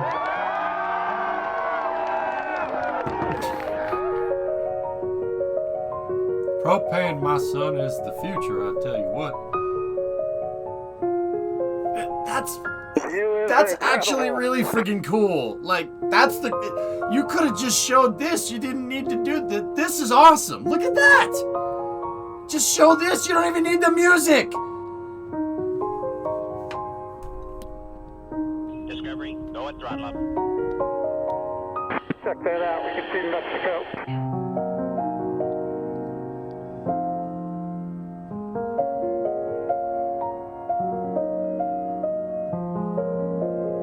Spaceship Unity, welcome to space.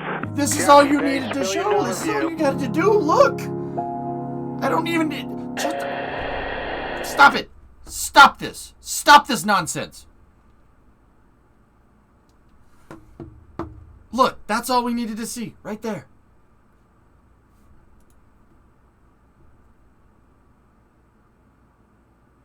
Yeah, Master, right? Yes, Remo, but... Remo, I gotta talk to you about stuff. We'll do after the stream, though. Yeah, Adrian, that's right. Oh, that's so cool. Why didn't you just show this? This wasn't from the launch today. That was, see, because that's Mojave right there. That was the second flight, I think.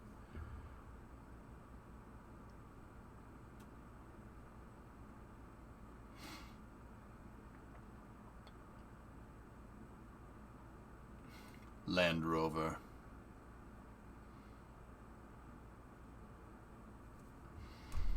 So, they're just showing some B-roll footage from the other flights. You know, for a spaceflight company, we didn't see a lot of space, but hey,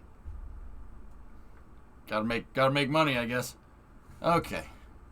So cool that his grandchildren could be here with him today to celebrate his space flight. Now our crew pretty soon here are going to receive their astronaut wings, and I'm hearing that Gaia and the ramp are just in full celebration mode at this point. Could be really nice to see let's it. go ahead and check out some of the action down there. Kevin, who have you got there with you? Kevin, all right. Thank you so much, and we are here where the action is, and it is, you know, you can feel it. It's so much fun out here. Everyone's excited, and who do I have the pleasure of speaking with today? Looks real. Sharon Hagel from Orlando, Florida. And welcome, Sharon. And what did you think of today's launch? Oh my God, it was so exciting. I'm beyond it's over the moon. Discovery, And go I and didn't throttle. realize it was going to be so emotional. I'm still shaking. This is incredible. You and me both, Sharon, and it's really exciting. And I also hear that you're actually a future astronaut who's going to go on the ship yourself.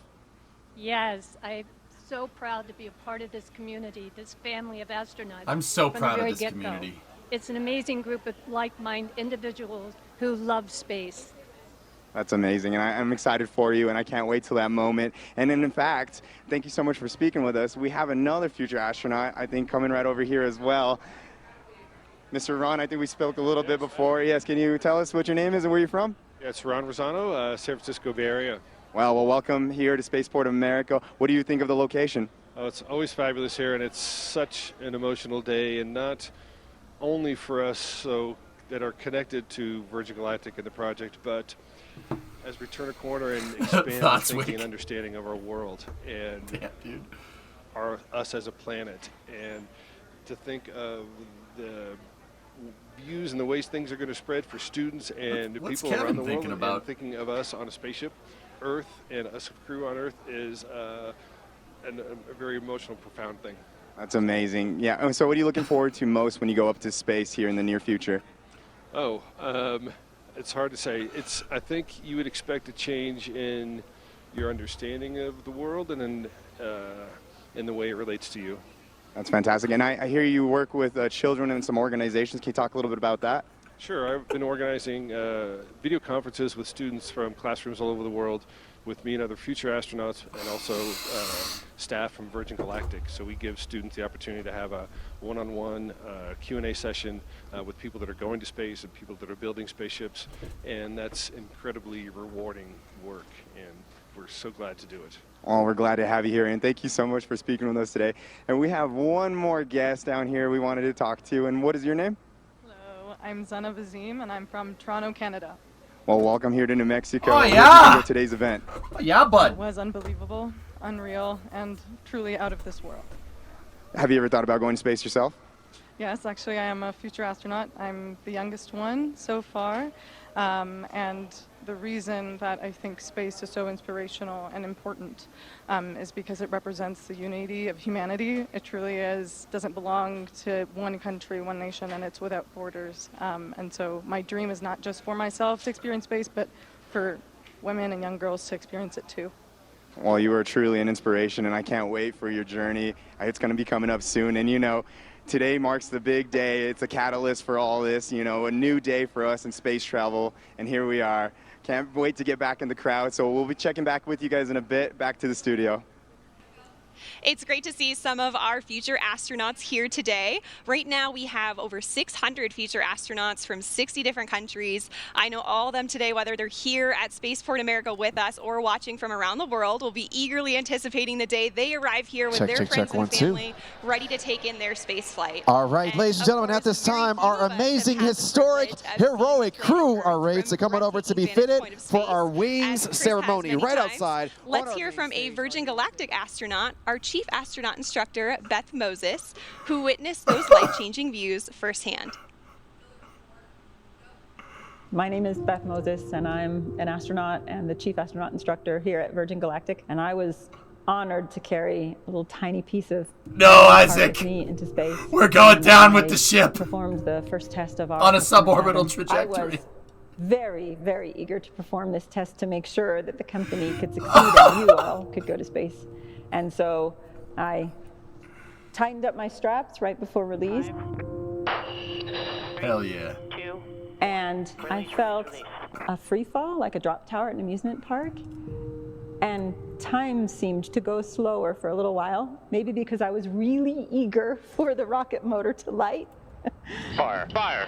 It feels comfortable. It feels like a strong pressure, but it comes on slowly and smooth. But you definitely feel pushed back in your seat.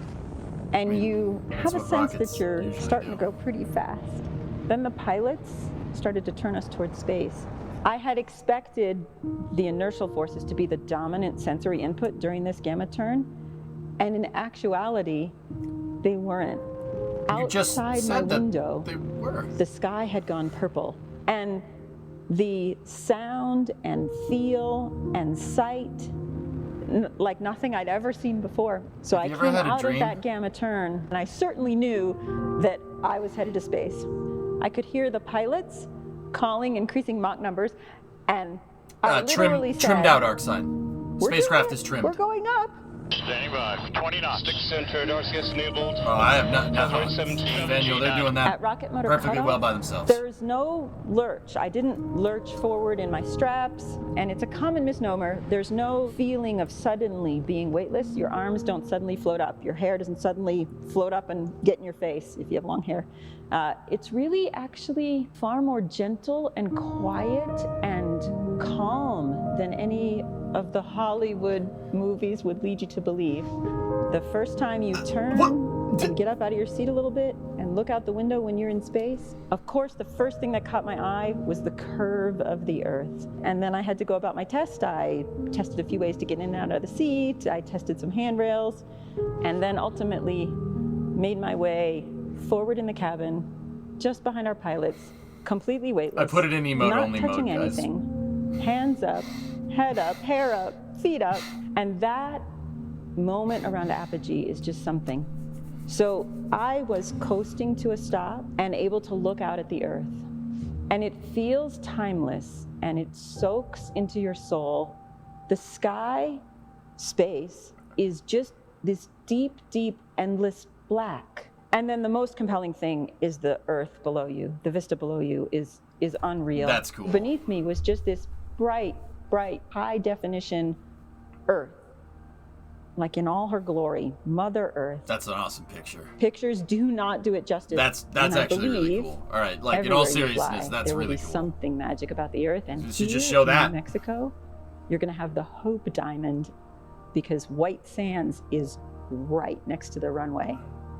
And I think it's amazing that you are stopped and still, and your body has a chance to slow down, and you get this, forgive me, God's eye view of Mother Earth. That stuck in my soul. It's gonna stick in everyone's soul. It's amazing. It's one of the greatest things I've ever seen. I cannot wait for Richard and everyone to experience this and let it soak in and let it do good. It's always so moving to hear Beth speak about that, and it's an experience that Richard just got to experience, as well as Colin and Sarisha. And I am hearing they are all ready now to come out for the wing ceremony, and what a hero's welcome they're gonna get. Let's go ahead and shift our program over to the ramp to capture these festivities. Please welcome the Chief Executive Officer of Virgin Galactic, Michael Colglazer. Mikey. Oh, they got the champagne. Nice to see you guys. They got the bottles of champagne over there. All right. This was a morning, wasn't it? This is a morning we are going to remember for the rest of our lives. I'm really grateful. I'm really honored to be with you here. Look at the setting. I saw Governor Lujan Grisham earlier. There is no better place to go to space than New Mexico. You know, it would really be good if you lined the teleprompter up with the camera. As it goes. So he doesn't look like he's looking off into space. I'm still kind of speechless from it all. How about you guys? I'm just saying. Well, we did something incredible today. It's years in the making, Nice umbrella. almost a couple decades in the making. It couldn't have been done without the hundreds of people, over a thousand before we got through with everything getting done here. And just a congratulations to the team. For all of you who are watching online, you'll see a few of us on stage, but this was made up by thousands, and we're incredibly thankful to this team. So great job, everybody.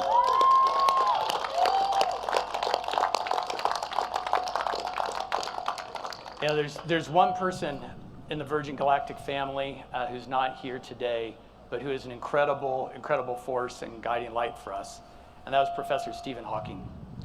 And Stephen Hawking was an inspiration to many of the team at Virgin Galactic. He was an inspiration to Richard through the years, and many people don't know, but Stephen Hawking actually named our spaceship Unity.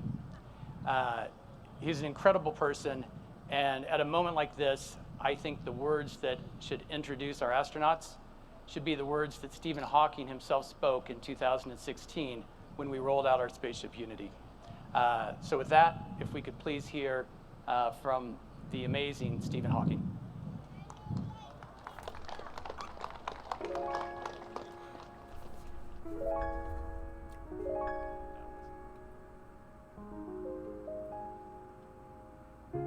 I have always dreamed of space flight, but for so many years, I thought it was just that, a dream.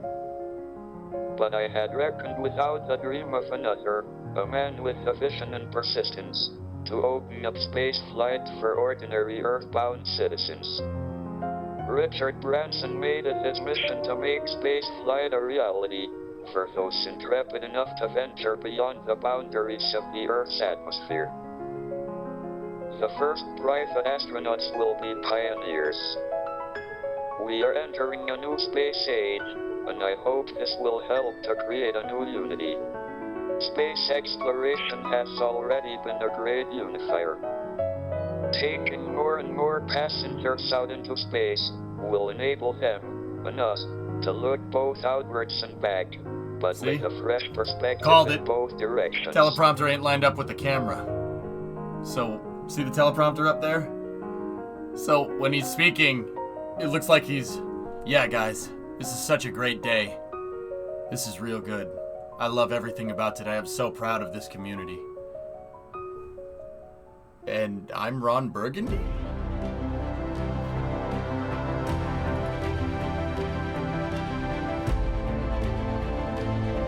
Porter, I don't know.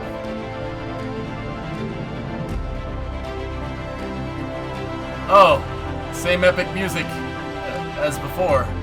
Alright, roll the crew walking out music.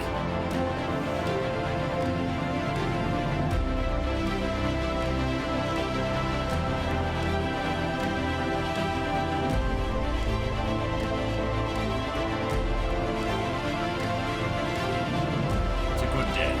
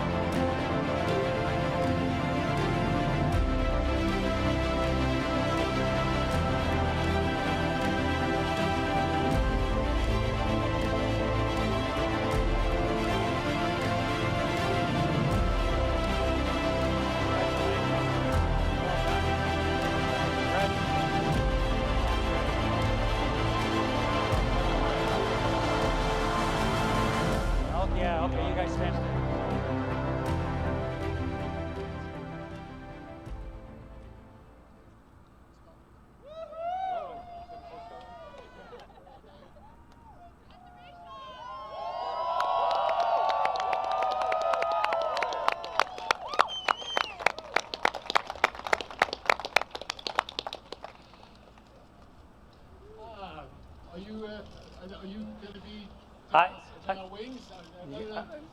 Sorry, I was told, sorry, everything. I was upside down a few minutes ago, so excuse me. Anyway, what a day, what a day, what a day, what a day. And I'm not sure whether Stephen Hawking's words have played, but it was such an honor knowing him and such an honor having him as an astronaut. He decided to go up there before us, but it's lovely to still have his words with us. Incredible honor to have Chris Hadfield with us. You will all remember his beautiful playing of a guitar from space. Give him a round of applause. Thank you. Congratulations. I think, like most kids, I have dreamt of this moment since I was a kid, but honestly, nothing could prepare you for the view of Earth from space. I mean, the whole thing was just magical. And suddenly you're looking down and you're seeing 3 people looking up at you. And hang on a minute, what are you doing down there? We have this incredible Earth. Anyway, I'm just taking it all in. It's just unreal. I was so honored to test the customer experience. So initially, I thought testing the customer experience was a little bit of an excuse to get me on. It wasn't. It's so great to just get out there, test the customer experience. You get lists and lists of little things, and it's the little details that matter. So we are going to now have no details to sort out with this space line. This remarkable crew of mission specialists, and now, any second now, and now astronauts. They are a complete delight to have flown with, yeah, it was just, we've had such a great time. An enormous thank you, obviously, to our incredible spaceship pilots. And to our mothership pilots. I think they must, I don't know where they are. If they're here, they should come and join us on stage. Anyway, just to say, and obviously, sorry, Beth, Colin, and Sarisha, if you didn't know who they were. Anyway, thanks to all of you for being here at Spaceport America. It's hot, I'm sorry, but thank you for standing out here. The spaceport is the most stunning building. When you come in the morning and see this thing emerging from the desert, I think it could be one of the 10 wonders of the world. So awesome to arrive on a bicycle and across this beautiful New Mexico countryside. And thank you to New Mexico for hosting us, for building this, for everything. Khalid, thank you for performing. We loved. Hello. And where's his lovely wife? Come on. There. Chris got on that. You guys see that? Chris got on that because she's freaking pregnant. See how fast Chris was on that? Chris is the real Chad right there. Full new baby will be born this month, and this beautiful baby was born a couple of years ago. And thank you for letting him come with us. I just would also like to thank my wonderful, beautiful wife, Joan, who's hopefully here somewhere. You see that? You see that? Yeah, we've been lucky enough to have been together for, where is she? There, for 45 wonderful the guy years. Holding the kid and we've been very on his very arm. blessed. It says it's coming home. Holly and Sam here, Laughs grandchildren, in Italian, and pretty well everything. Lots of friends. Sadly, none from England. So to you, we'll get you out here one day. But love you lots, all of you. And I just finally, I know I said it from the spaceship, but I just want to say thank you to every single person who has believed in Virgin Galactic, the team who have worked so hard to make this dream come true.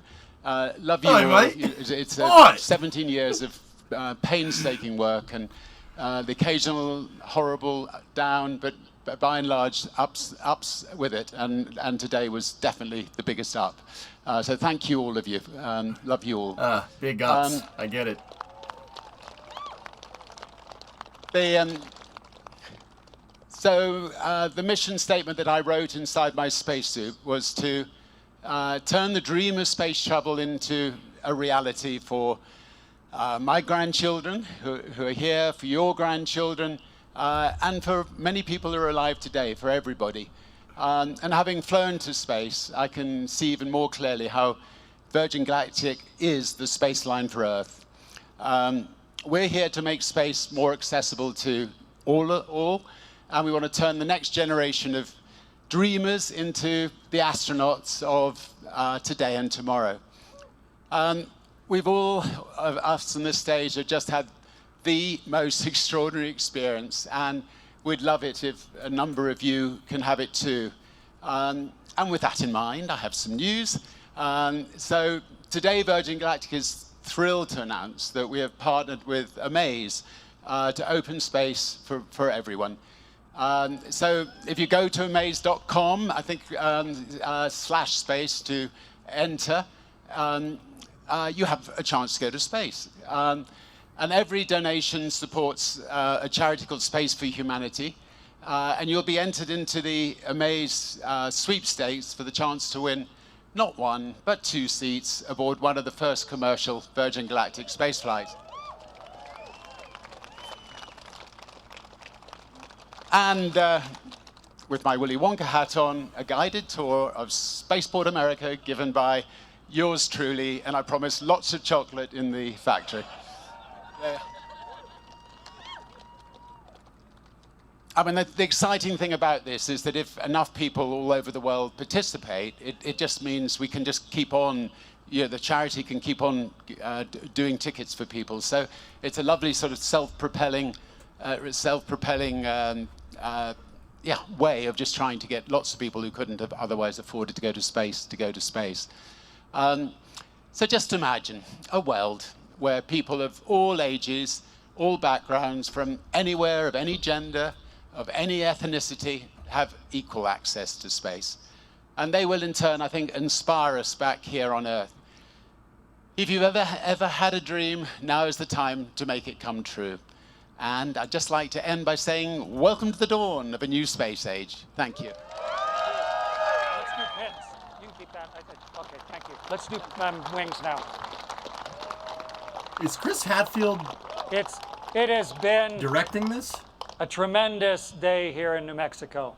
A beautiful, Why is Chris sunny Hadfield day. directing this? It's the time of year where from the sycamores and the maples, the little keys, after having worked so hard to grow vertically, What is your director doing? are going to detach from the mothership of their tree and float and tumble and plant a seed somewhere else. And the wings that are the Virgin Galactic wings that I have the huge privilege of pinning on the crew are those sycamore seeds and the sycamore wings. It's just a beautiful acknowledgement of the work and the passion and the risk and the accomplishment of everybody here, and specifically these 4 new astronauts. So if I could have you come up first here, please.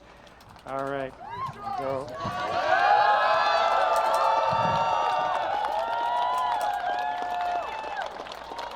Everybody, Sharisa Bandla, astronaut!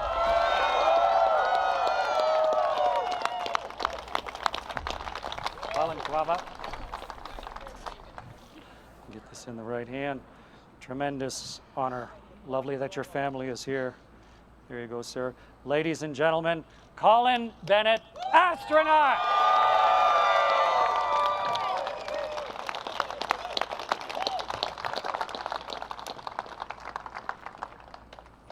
Ready? Yeah. Stretch across. Go. The magnet secure. All right. And as part of the historic Unity 22 flight, ladies and gentlemen, it is Beth Moses, astronaut.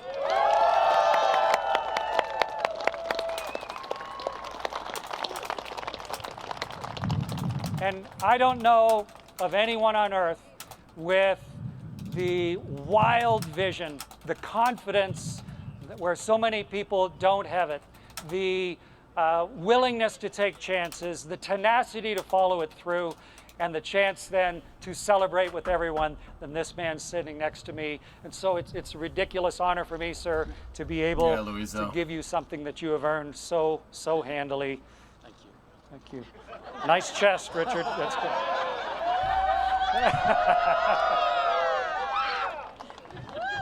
Ladies and gentlemen, this here is Sir Richard Branson, astronaut.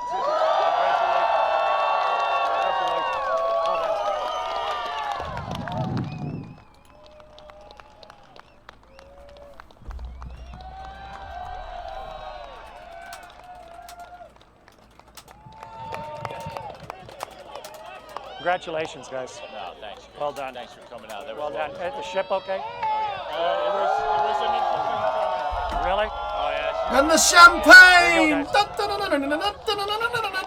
Oh, wait, that's something different. Bono, my tires on my spaceship, mate. They're gone, mate. There's no front one, mate. Mate. Proceeds to win. When's the launch? Already happened, Dillian.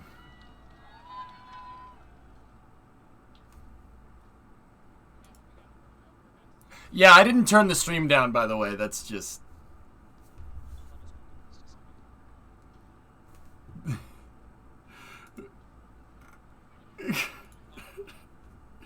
Yeah. Yeah, that's right, Demon. Yeah, right? Hey.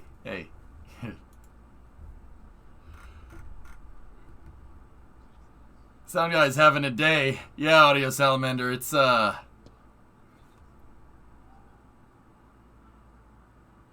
Guy is 70 years old. No, alright. No. Fellas, I'm letting this play out. Mods, we're just gonna let this play out.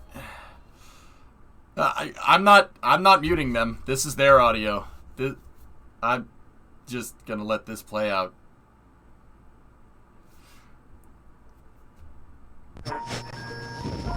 Oh! We are an island. Another promo! Surrounded by oceans of land. Desert land. Mountain land.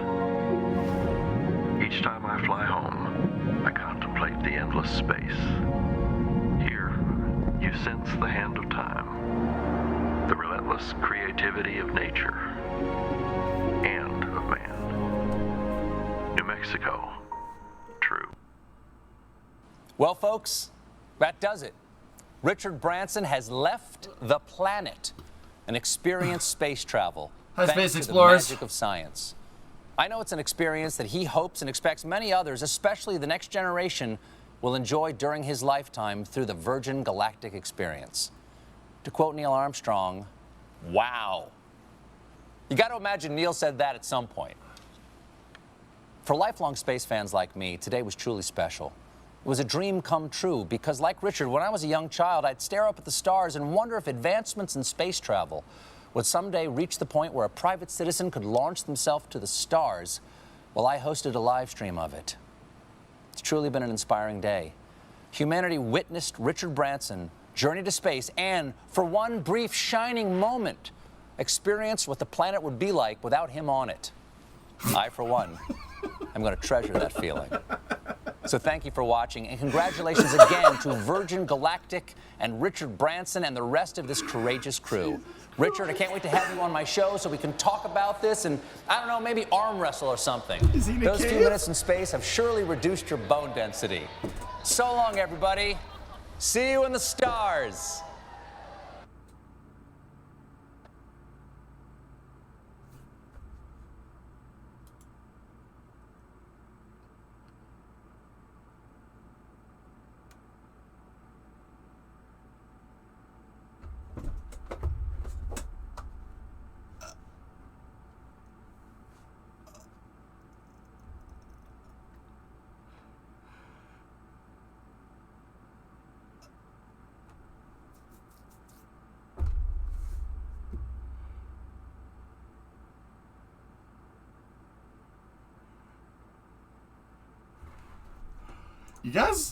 Do you guys remember, you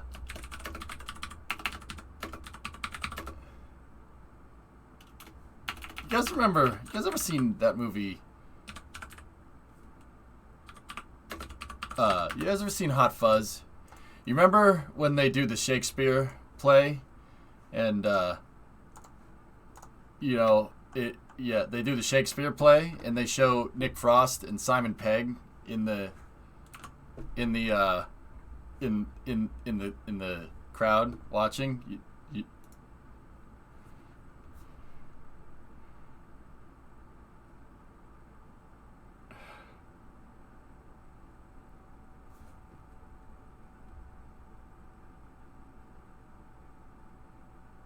No problem, Pharaoh.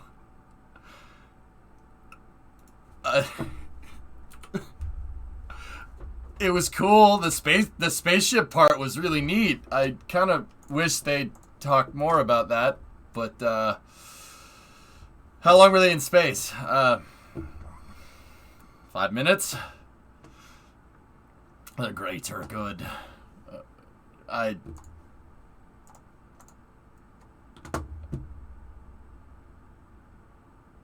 want to talk to the chief inspector. That's too logical. Can you explain what the heck everyone is laughing at? I just woke up and missed all this.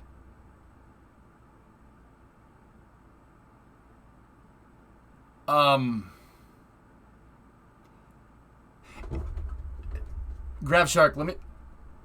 I have so many thoughts. I don't know what to say.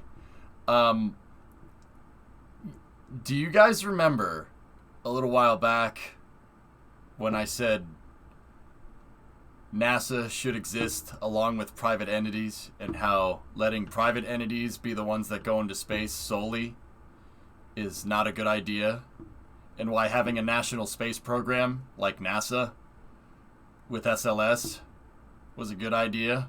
Do you guys remember when I said that? You guys remember that part?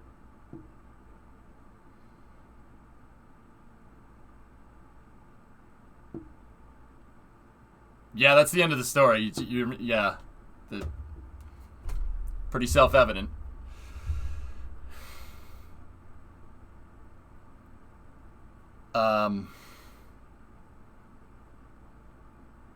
Yeah, Lunprod. Yeah.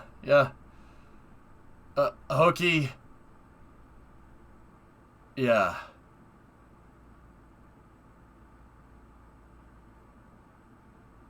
Yeah, okay, Dutch guy. I mean, feel pretty vindicated right now.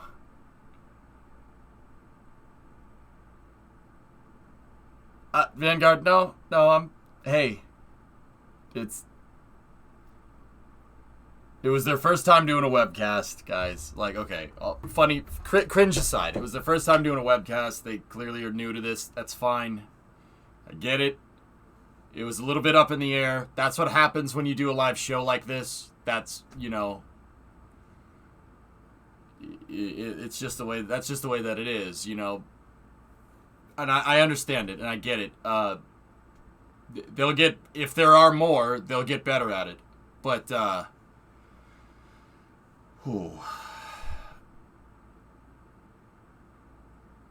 it sounded like it was so up in the air that Chris Hadfield had to kind of take command of the situation, and we could hear him saying what to do next on the, because they had left his mic open.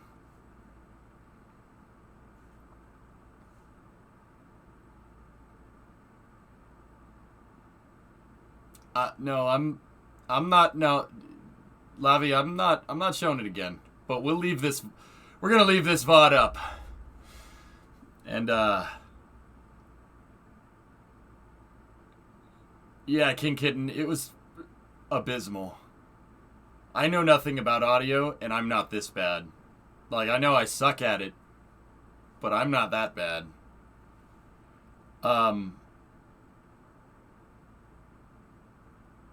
Wow.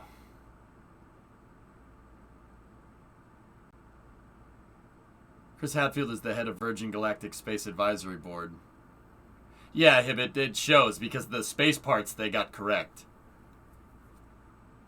The whole going up in the space, that part was fine.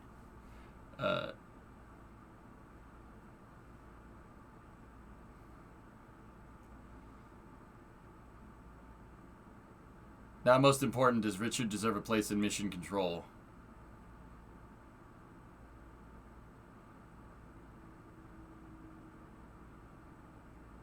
Yeah, King Kitten, I'm with you on that one.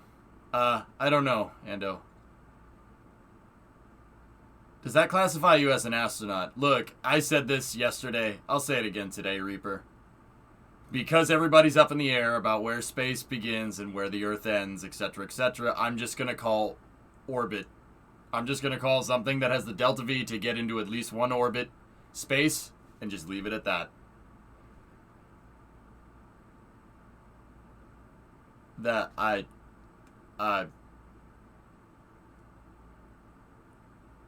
yeah, if you disagree with me, that's cool. But honestly, I have to make some kind of ruling on it, because if I don't, all chat's gonna do is sit here and argue what's space and what isn't. So I'm making a ruling on it. I think that all this stuff is cool for what it's worth.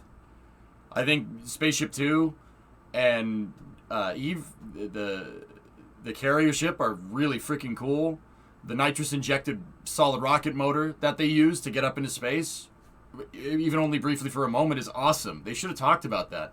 They should have talked about it. They should have talked about how the plane works. They talked about it for 5 minutes and then showed they showed Khaled for like 30. You know, like, and don't get me wrong, like I don't mind that, but you can't get people excited about space by showing people how excited people are about space. That's not how this works. Take it from me. I've been doing this for 10 years. The better part of 10 years. It's all fake. Fake billionaires in space. Yeah. Yeah. You know what? You know what the messed up part is, rocket science? Branson's letters are not false. What he said was fine. They just...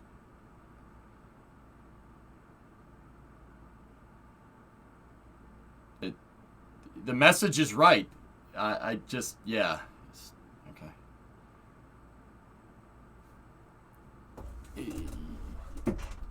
I don't... It's like when you're watching sports. Okay, all right. Euro guys that are watching Euro Cup, right? I think Italy's gonna win, and you can make fun of me if they lose. That's fine. All right, but also bring it home. I get it. I don't have a horse in this race, so whatever. Do they show in the football matches? Do they show crowd shots? Do they do that over there?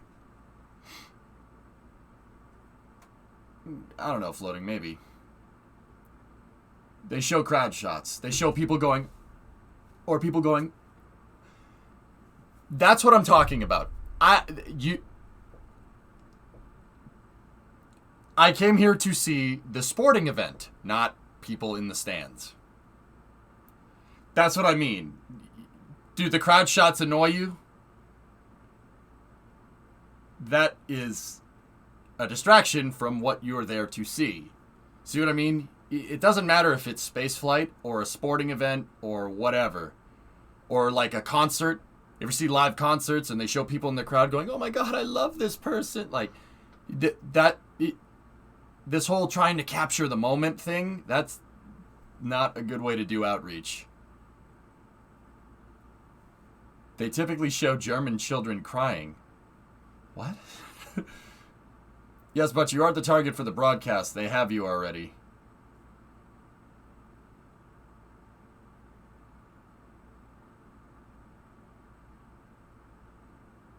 That... No. I'm not making myself clear.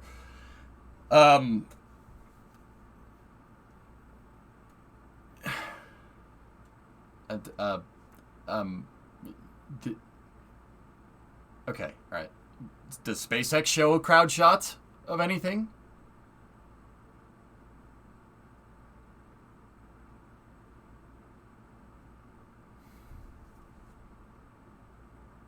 Yes. Yeah, in their promo videos during a live cast.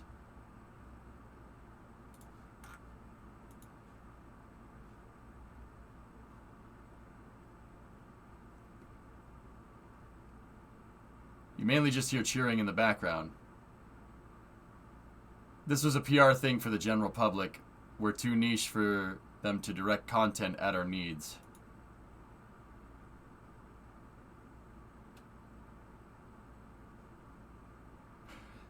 Space doesn't need to be hyped up like that, Adrian. It doesn't need to be hyped up like that. It just doesn't. Space nerds don't want to see Khaled, but Virgin Galactic want Khaled fans interested in space.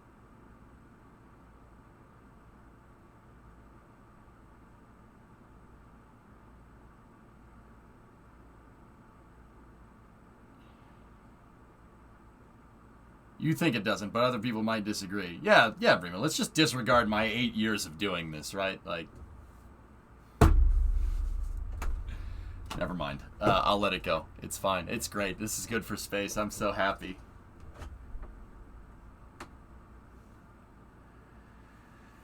Oh, jeez.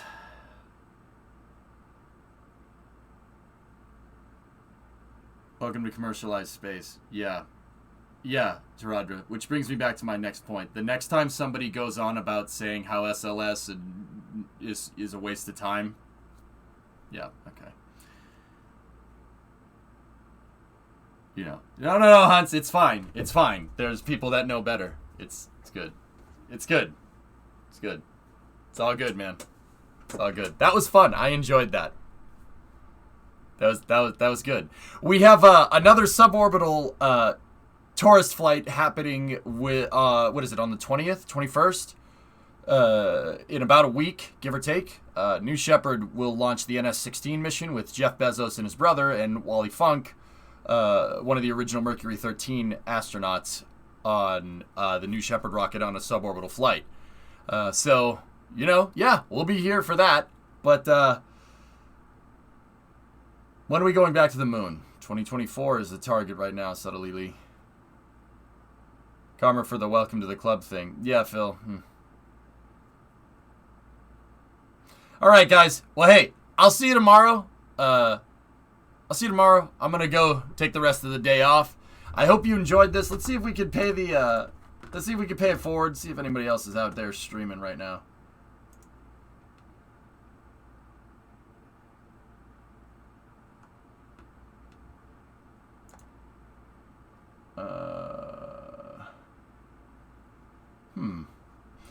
You know what? Let's see if anybody's playing KSP. Who's playing KSP right now?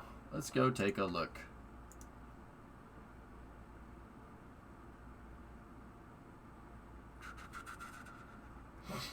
Hey, Space Explorers, thank you for the raid. Appreciate it. No problem. My pleasure. Yeah, let's go see what Danny's up to. Danny's playing some Kerbal right now. Let's go see what he's doing. You guys don't know, Danny 2462, OG Kerbal YouTuber. He's streaming right now. Let's go see what he's up to, guys. Go see what Danny's doing. I hope you guys enjoyed that coverage. Yeah, I hope you enjoyed that coverage. I'll see you guys tomorrow around noontime, okay? Thank you very much for watching. Have a good rest of your weekend, and good night.